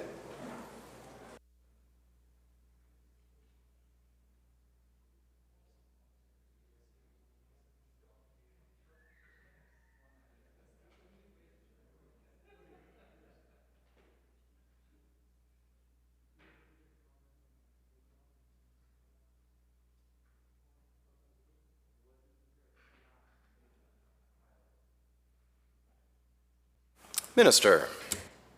Thank you, Mr. Chair. Welcome. Welcome back to the chair, sir.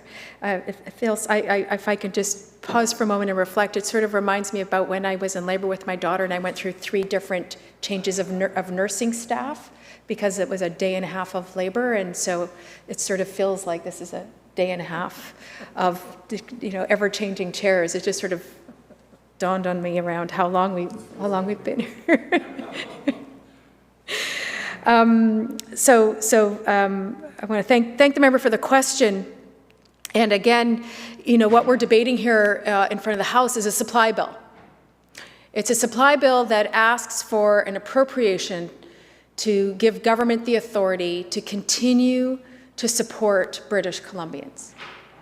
And the member speaks to the support that our government has been delivering for businesses. And this question before the House now, in Section 2 of the supply bill, which is to ask for $12,305,108,000, is to provide government with an appropriation to continue to roll out those programs. And so we are eager to pass the supply bill, to get it through committee so that we can continue to provide services, we can continue to provide supports. And I know that the members are looking forward to April 20th when we have a budget tabled here in the House, and the members, all members, can ask very specific program-related questions of the appropriate ministries.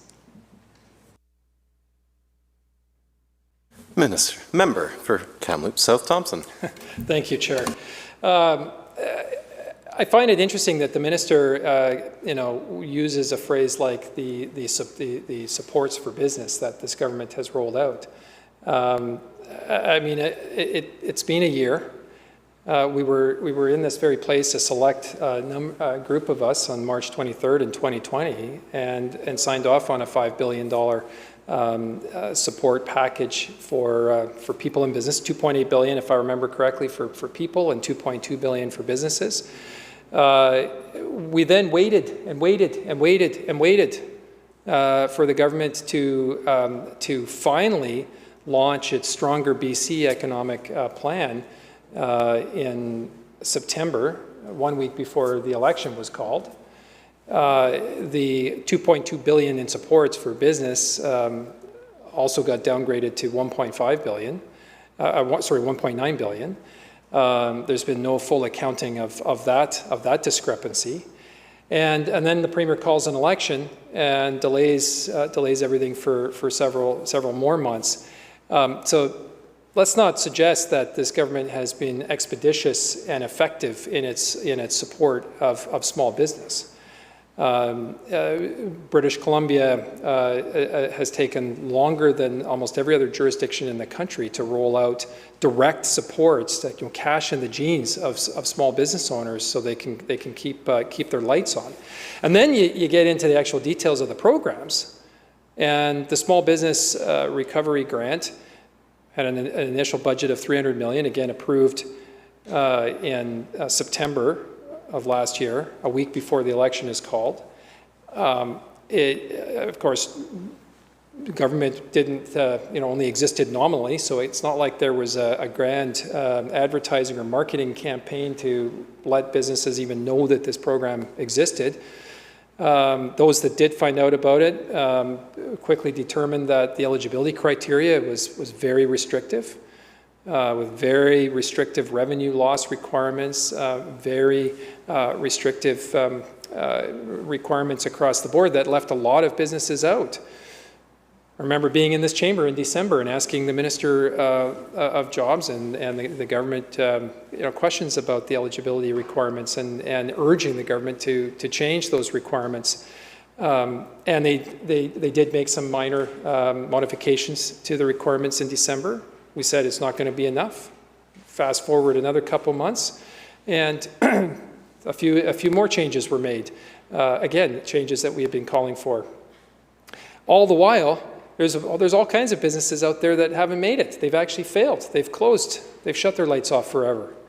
And one wonders how many of those businesses could have made it if supports had have actually been rolled out in a timely fashion. I want to ask the minister's view on this. All through that process of us urging the government to loosen the eligibility criteria of the Small Business Recovery Grant, as well as extend the original deadline, because the minister knows well the original deadline was March 31st for the expiry of the program. We were trying to shine a bright light on the fact that there was, in December, January, we were sitting at about 10 to 15% of the total $300 million funding in this program actually having been sent out the door, with the obviously overwhelming balance still sitting in the program accounts. And so one of the things we urged government to do was to extend that deadline from March 31st to whatever date into the future that would ensure, as the fundamental principle here, that every single dollar in this program was to get pushed out the door as quickly as possible. And having an artificial deadline of March 31st didn't make sense. Now, the Premier is on the record, for a heck of a lot of January and February, saying, nope, the deadline cannot be extended. He lectured us on accounting rules, and the deadline has to remain firm on March 31st, so let's all tell small businesses about the program and encourage everyone to apply, but we can't move the date for this program. And if the program's funds, or if there's any funds still there at the end of the day on March 31st, the funds get sucked back into government, into general revenues. The Premier said that over and over again. And then, magically, as if to find, spot a unicorn on the front lawns of the legislature, poof, that all of a sudden disappeared, and the jobs minister and the Premier announced that the eligibility or the application date has been pushed out to August 31st, I believe. Maybe it's September, but it was pushed out significantly.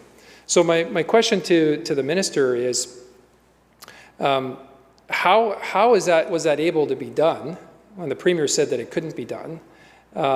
Are the funds for this program, which is now at $345 million, I will acknowledge $345 million total in the recovery grant program, of which I understand only 25 to 30% is out the door as of today.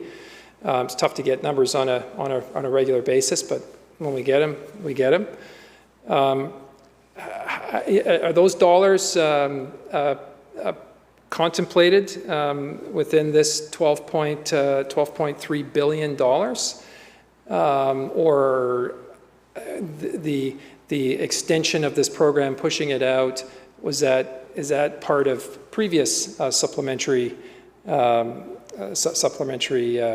appropriations? Could the minister provide some clarification on that, please?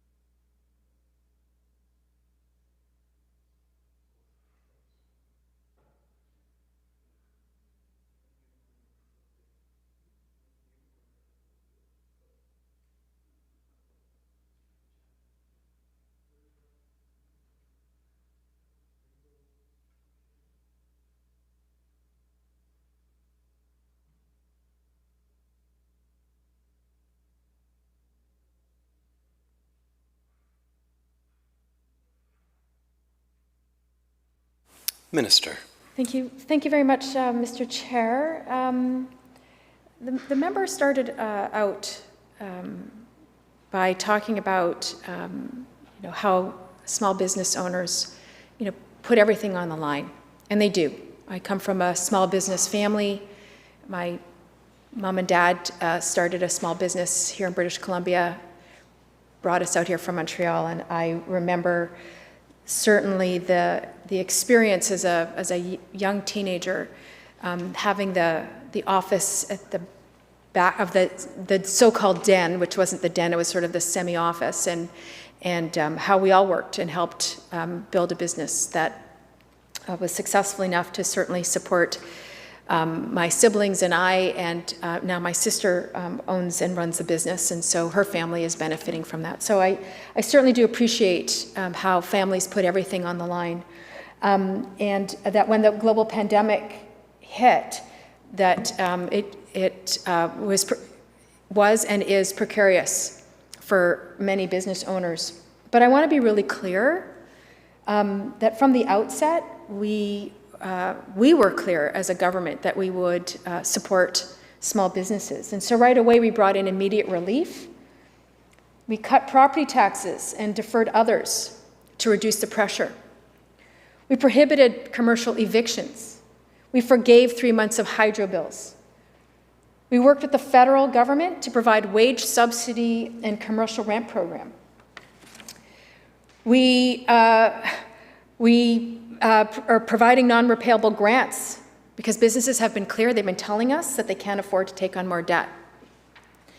We're offering incentives for businesses that bring back or create jobs. We're waiving sales tax on new equipment and machinery to help businesses adapt and grow. We're helping businesses pivot online and sell their products through e-commerce. Mr. Speaker, since this pandemic began, our government has been working with the business sector to identify the most effective and efficient ways to support businesses through an unprecedented time, one that none of us, frankly, anticipated in any meaningful way or really understood how this pandemic would turn our lives upside down. But the fact remains, Honourable Speaker, that our government has provided more in per capita contributions to businesses and people than any other province in the nation. And we're going to keep doing what we need to do to support individuals, to support businesses, and to support communities. So it's within that context, Honourable Speaker, that I think it's important to recognize that we have continued to be there for businesses. We're going to continue being there for businesses. More pointedly to the member's question around this bill in front of us and the $12.3 billion appropriation that is before the House right now, that the members on the other side have supported. I mean, they've already said that they support the bill with their vote, with their voice vote on second reading. But the dollars for that specific program are certainly absolutely considered in this request. Member for Kamloops South Thompson. Thank you, Chair. Well, I would be curious to know where the minister is getting the data to make the claim that British Columbia is supporting businesses at a greater level than any other province in the country. I will throw some data points out for her to chew on that I believe demonstrates that British Columbia is a laggard in supporting in the level of support that it provides to business. The latest StatsCan numbers indicate very clearly that the level of support for business in Canada, when you look at major provinces, Alberta has invested to this point $1,387 per capita on business supports. Ontario has, to this point, has invested $486 per capita in business supports. British Columbia, according to Stats Canada, has invested $291 per capita in business supports. I don't know how that makes us being a leader in the country at standing shoulder to shoulder with small businesses. Here's a different set of data at the same time period. This looks just at direct grants and aid. This one is put out by that right-wing free enterprise capitalist-loving organization, the Canadian Centre for Policy Alternatives. Ontario, $507 per person in direct grants and aids to business. Alberta, $485 per person in direct grants and aids to business. Saskatchewan, $454 per person in grants and aid to business. British Columbia, $196 per person in direct grants and aids, and grants and aid. And you know, grants and aid is really where it's at for a small business. The minister can tout all of the tax credits and deferred taxes that she wants. Obviously, she's entitled to do so. But coming from a small business background myself, and a minister says she grew up in a family of small business people as well, she knows, I know, that what matters in a small business is cash. Cash is king. If you don't have revenue coming in, you can't pay property taxes. You can't pay for your utility bills. So deferring those items may be a good gesture, and it may work for some. It doesn't work for a heck of a lot when you have no revenue coming in. And that is certainly what we've been seeing, obviously, in hospitality and tourism and restaurants and events businesses, and on the list goes. So I think, we're going to continue to challenge the government, urge the government in the days, weeks, months, years ahead to focus on that direct aid, that direct support that is so desperately needed by small businesses. So with that in mind, I'm just wondering if the minister can. She just mentioned that in response to my previous question, that the Small Business Recovery Grant Program, the funding for that carrying on is indeed part of the 12 billion and change that we're being asked to support here today. So can the minister please provide a current update on how many dollars of the 345 million in this program, as of today, are actually out the door and in the hands of small businesses that are struggling across the province?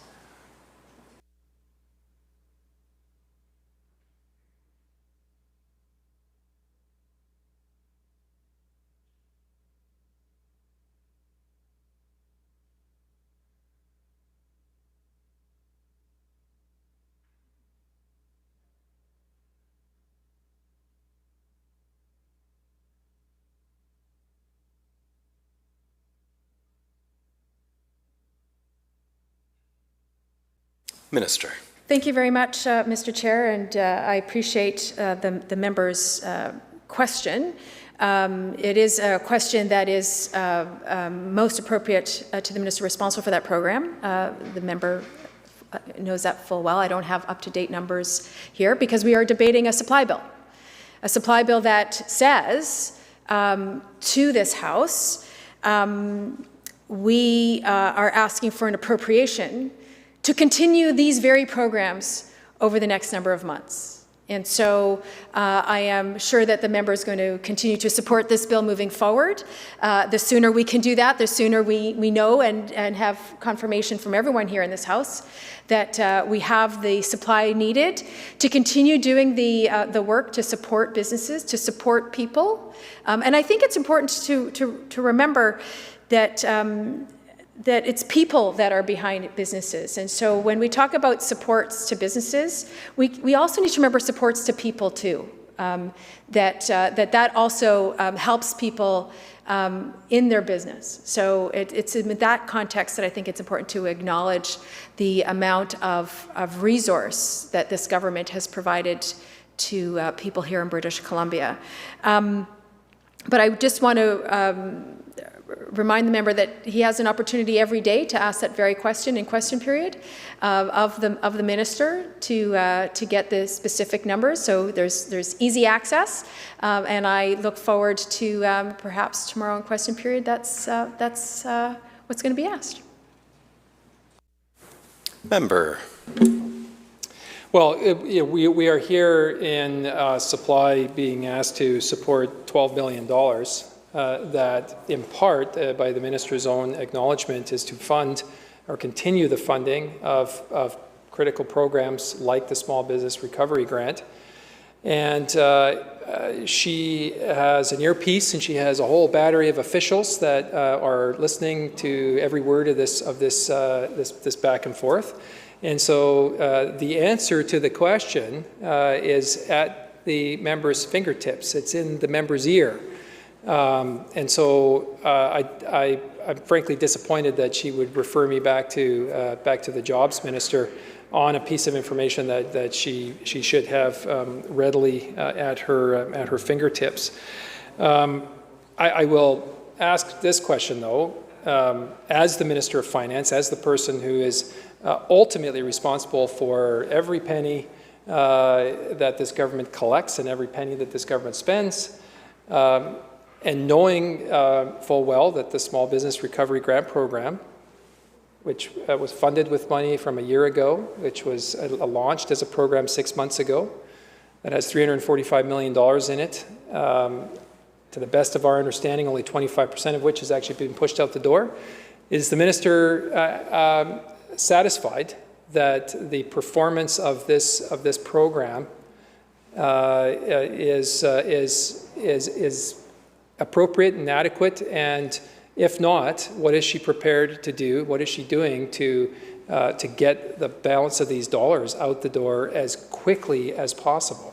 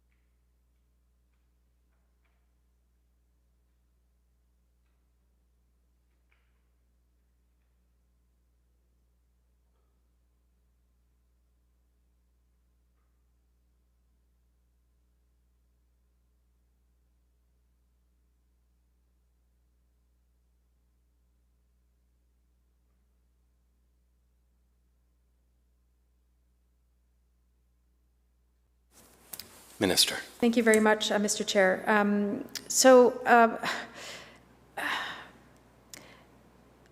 The ministry that the member refers to, the Jobs Ministry and Economic Recovery and Innovation, is doing everything they can to make sure that they are supporting businesses with this grant program. And it is my expectation, as a Minister of Finance, that they will be doing so in a responsible way, making sure that it gets out to those who need it and can make use of it. That's the expectation. I have every confidence that that work continues and will continue for the number of months, making sure that we continue to support businesses. And it's with that in mind that we have the supply bill in front of us, so that we can keep doing that work. That's my expectation, Mr. Speaker. Member.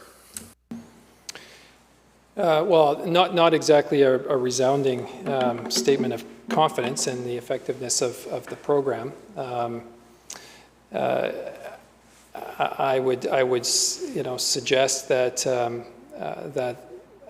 the focus be unrelenting in this ministry and in hers on making sure that the couple $100 million that are still in this program actually get out the door, and not this, late spring, summer, fall, but get out the door. Is the minister in the process of ramping up the folks that are evaluating applications in this ministry, that are providing whatever assistance that the Minister of Jobs says may be required to expedite approvals faster, to actually get through a larger volume in a shorter period of time? My understanding is there's a significant backlog of applications, which on the one hand is a good thing. Obviously, there's been a lot of awareness about the program now, so there's a lot of businesses that are applying. There have been some changes to the eligibility. It would seem that the main challenge now, aside from those few items I mentioned earlier on eligibility, the main challenge now is figuring out how to push these applications through the system as fast as possible. Heard again this morning from a number of businesses that said if they aren't successful, they've been waiting for, in some cases, 4 to 6, 8 weeks. If they're not successful, they're not going to make it to the summer. They really need this support. So what measures is the minister either undertaking or prepared to undertake to ensure that every resource that could possibly be thrown at this is, so that these dollars are actually pushed out the door to support these struggling businesses? Minister. Thank you. Thank you very much, Mr. Speaker. And I know that the minister and his team are working diligently and quickly to get these dollars into the hands of those that need it.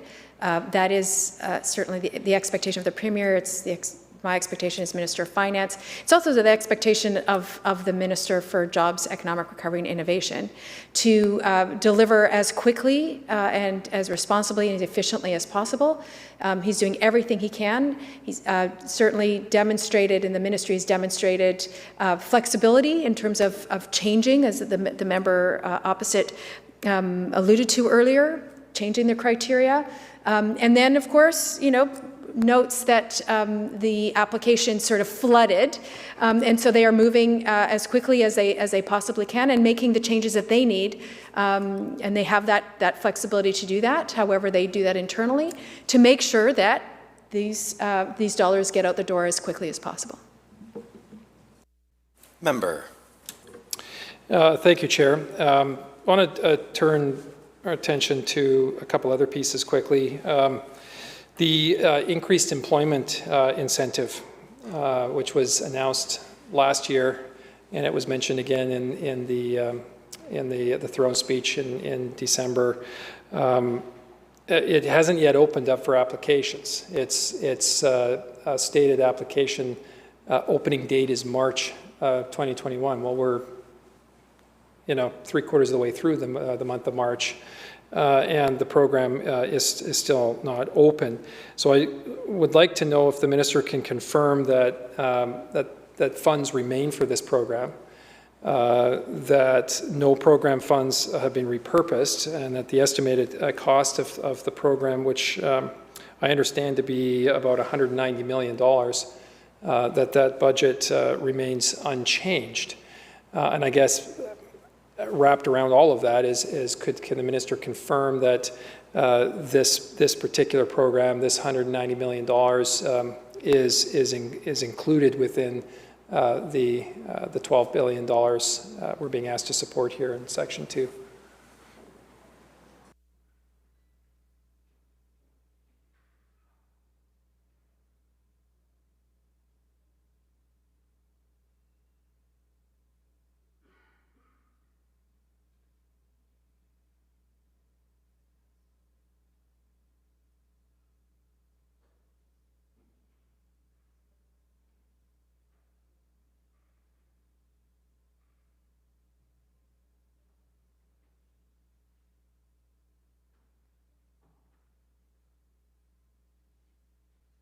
Minister. Thank you. The funds for this particular for this program are part of the appropriation.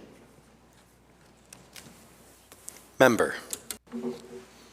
And the minister can confirm that there's that there will be no repurposing of funds from this particular program. and that the budget remains as it was announced previously, $190 million.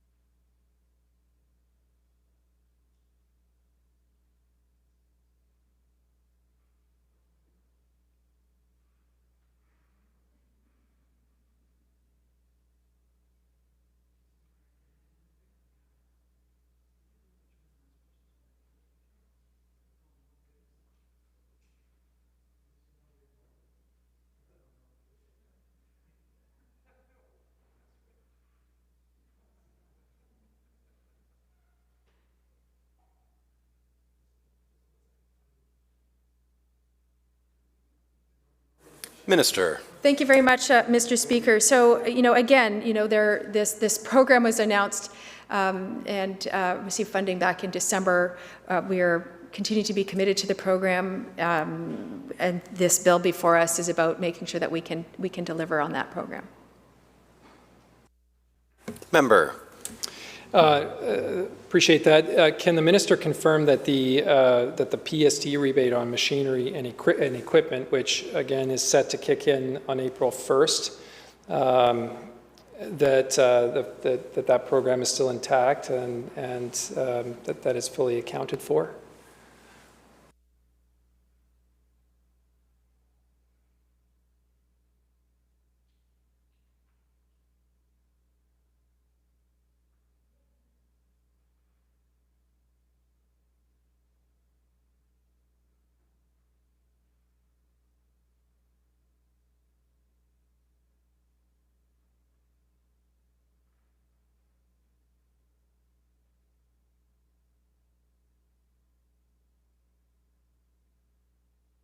Minister.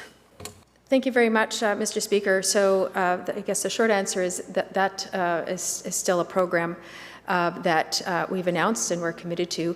And I want to remind the member that we are debating a expenditure bill, and what he's asking is a revenue side query. So I'm not quite sure how that fits into this bill, but if the member has another question, I'd be happy to hear it. Member, Kamloops South Thompson. Thank you, Chair. Well, the supplementary estimates are supposedly attached to a budget. We think that we should be debating a current budget, not the budget from a year ago, but entirely appropriate. I'd like to move to the Community Economic Recovery Infrastructure Program. This is a program that has provided a wide range of investments in community-based infrastructure, and when you certainly look at the list, the most current list of all of the investments that have been made, it's hard to quibble with a roof for a community center or a boardwalk or critical infrastructure. And you do see the broad gambit of infrastructure need across the province. The unfortunate reality, however, with this program is it's fully tapped out, no longer accepting applications, program's closed. Millions of dollars was allocated to a wide variety of projects, including, to our astonishment, and I think a lot of British Columbians, a $645,000 single-use toilet in the city of Vancouver. Now, completely agree and support investments in additional public washrooms. No question about that. Furthermore, far be it from me or anyone in this chamber, frankly, to dive into the spending decisions of the city of Vancouver. I think that's an issue. That's an issue for the taxpayers of Vancouver and the city of Vancouver to discuss amongst themselves. But it does, I think, rankle a lot of people that in the context or against the backdrop of so much need, and when you hear of all kinds of nonprofits, when you hear of larger organizations like Science World, the Vancouver Aquarium, the Art Gallery, just many worthwhile organizations that are still waiting for support, that were promised support, haven't received anything. This program's now closed. Even against the backdrop of the overdose crisis in Vancouver and the massive need there. And then you find out that this exact toilet, which is called the Portland Loo, it has actually been purchased and installed in municipalities, in several other municipalities in British Columbia. Esquimalt, I believe, put one in 2019 at a cost of $150,000. That included all the utilities, the sewer, the water, the foundation, the landscaping. The city of Prince Rupert, I believe, has secured one for even less than that. Maybe it's a little bit more than that, but in the range of $150,000. And then you look at a $645,000 cost for a toilet in Vancouver. The question is this, I guess twofold. One, is there no evaluation criteria when going through the multitude of applications that come in from organizations that would red flag a request from an organization for an expenditure that is extremely hard to justify when other municipalities have purchased the same toilet and installed it for 1/3 the cost? You have all this other need out there.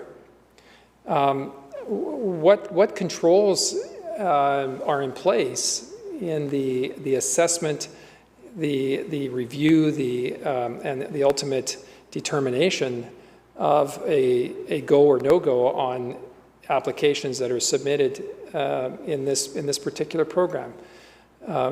Because again, if we're talking about $12 billion here of additional supplementary estimates, Minister keeps saying that this is because the need is there. I understand that. I agree with that. I supported, I voted in favor of this bill, of the Supply Act. But I just don't think many people understand why how a $645,000 single-use toilet, against the context that I've just described, could possibly be approved.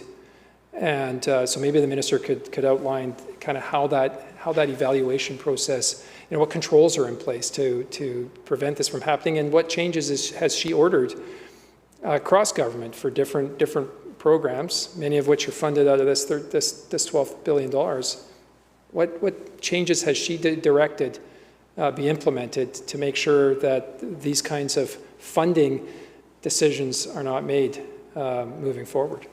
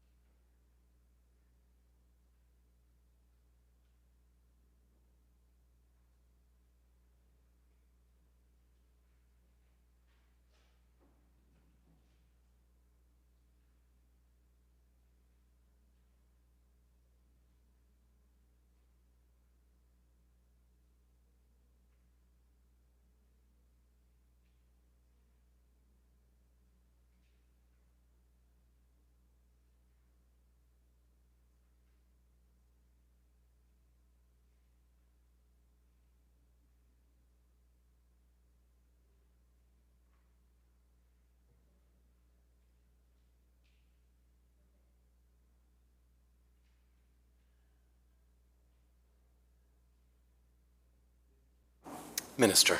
Thank you. Thank you very much, Mr. Speaker, and I appreciate the members' queries in terms of accountability, and I know that the ministers responsible, all the ministers, are eagerly awaiting estimates discussion, estimates debate, queries about their programs, queries about how they deliver for British Columbians, queries about why they're choosing this program and not that program, queries about how come it's this much money for that program and only that much money for this program. That is, certainly the work of the opposition to query the ministers about their specific programs, and I know that they look forward to that conversation. The member does ask good questions, and I know that the minister would be happy to answer those questions, whether it's in question period or whether it's as part of the estimates debate. Right now, what's before the House is part of committee, and Clause 2 is whether or not the government has access to $12.3 billion in order to keep the important work going, whether it is making sure that teachers are there to support our children learning in this challenging environment, and taking care of those folks who find themselves without a roof over their head and need shelter. And so that's what's before the House. And I look forward to ongoing debate once we present the budget and have the opportunity to go through these programs line by line. Member. Thank you, Chair.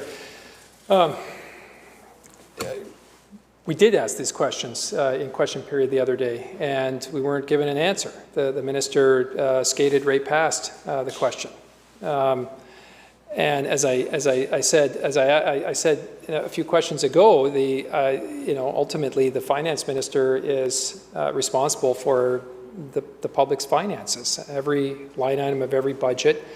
At least that's how it worked under us. I know that the finance minister, the member for Abbotsford West, there wasn't a single penny that he wasn't, completely aware of and on top of, and those accountabilities existed and were very, very important. So, if the minister is suggesting that's not the same kind of relationship that she has in the context of her colleagues, I would find that very, very interesting.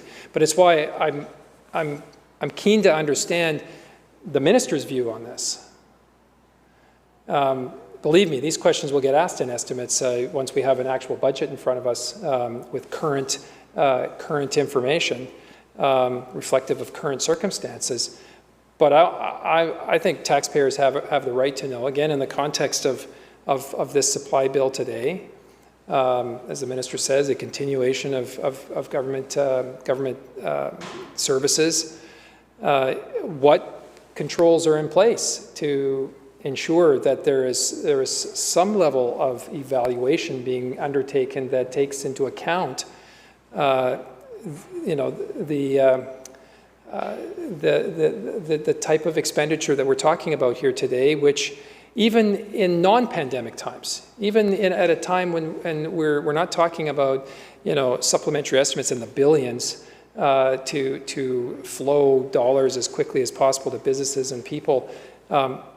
Very few people would say $645,000 for a single person toilet in a park makes much sense. Maybe a $200,000 toilet makes sense. It did in Prince Rupert, or a $150,000 toilet in Esquimalt, but $645,000. So the finance minister is responsible for the finances of this province. The minister sets the tone. The minister directs the others to adhere to a level of expectation around budgeting that every minister must adhere to. And so, again, I'd like to know what the minister's view is on this particular project. Does the minister feel that $645,000 was a good expenditure of provincial taxpayers' money? And if not, has the minister made a clear direction to her colleagues, that she expects there to be a much greater degree of diligence and oversight on this wide range of grant programs, including this one that we're talking about specifically, to ensure that these kinds of expenditures just don't happen, particularly when there's so much need that is not being met.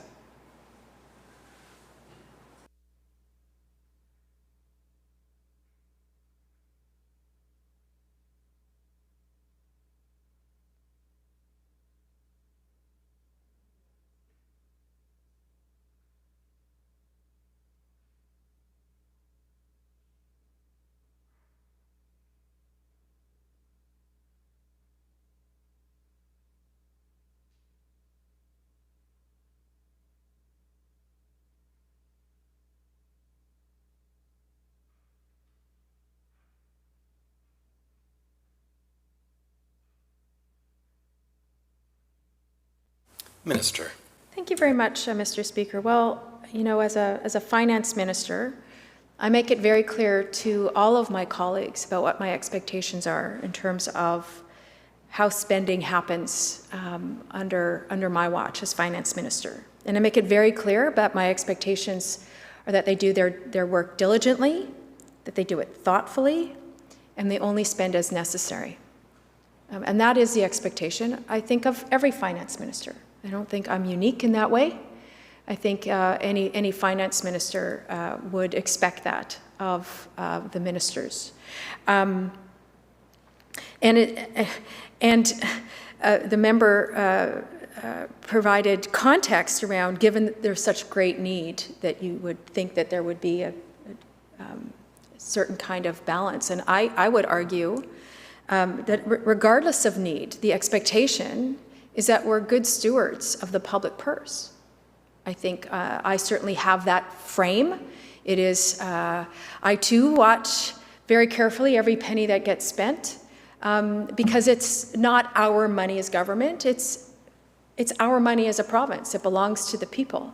And the expectation is that every program that is administered by this province, by this government, that every dollar that is spent wisely, it's spent thoughtfully, and that there is a reasoned approach to how grants are delivered. And all of our grant programs, whether it's community gaming grants or through infrastructure grants, or even through the jobs recovery grants, there is due diligence put in place. Grants are reviewed.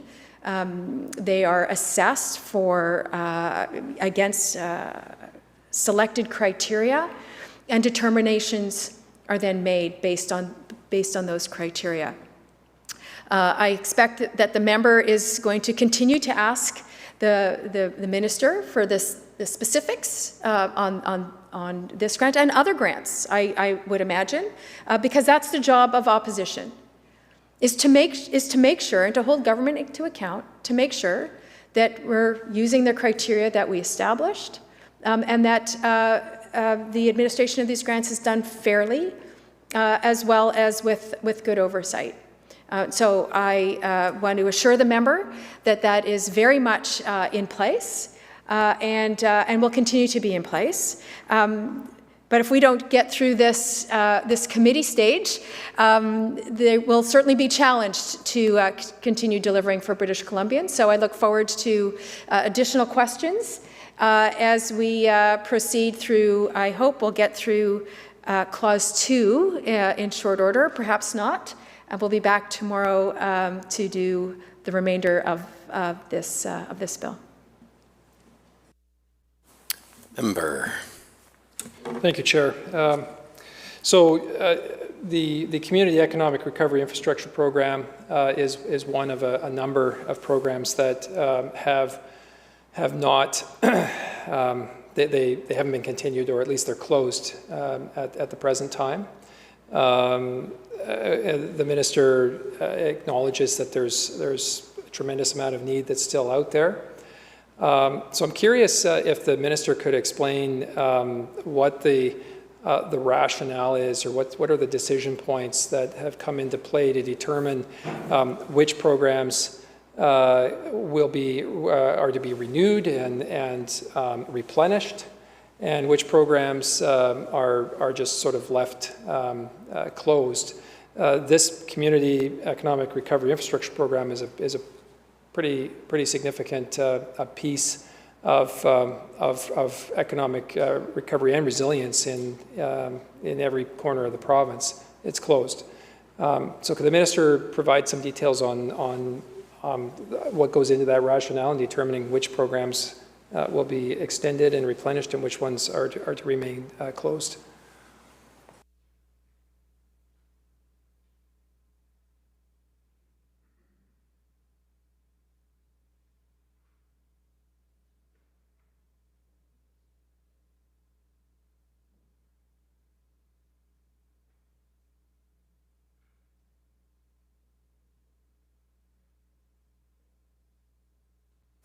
Minister. Thank you very much, Mr. Speaker. I certainly appreciate the question and the query, having had the file as the minister, certainly work with local governments, and I know the member opposite was the critic on that file, can appreciate that communities look forward to opportunities to deliver. Local governments look forward to opportunities to deliver for their constituents. We'll be tabling a budget on April 20th, and there'll be certainly opportunities to discuss new programs and opportunities that lay ahead as part of getting through the pandemic and looking forward toward a recovery. And with that, noting the hour, Mr. Speaker, I move that the committee rise, report progress, and ask leave to sit again. Thank you, Minister. Members, you've heard the motion. All those in favor, vote aye. Opposed? Carried. Thank you, Minister.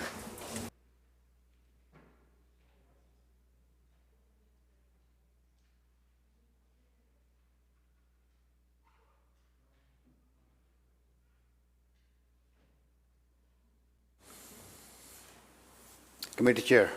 Thank you, Honourable Speaker. Committee on Supply, Bill 10, reports progress. Committee of the Whole reports progress on Bill 10 and seeks leave to sit again. When shall the committee sit again, Minister? At the next sitting. Government House Leader. Minister. Mr. Speaker, I move that the House do now adjourn. Members participating virtually, you heard the motion.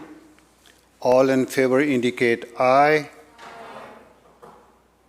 Those who oppose indicate nay. Motion carried. This House stands adjourned until 1:30 tomorrow afternoon.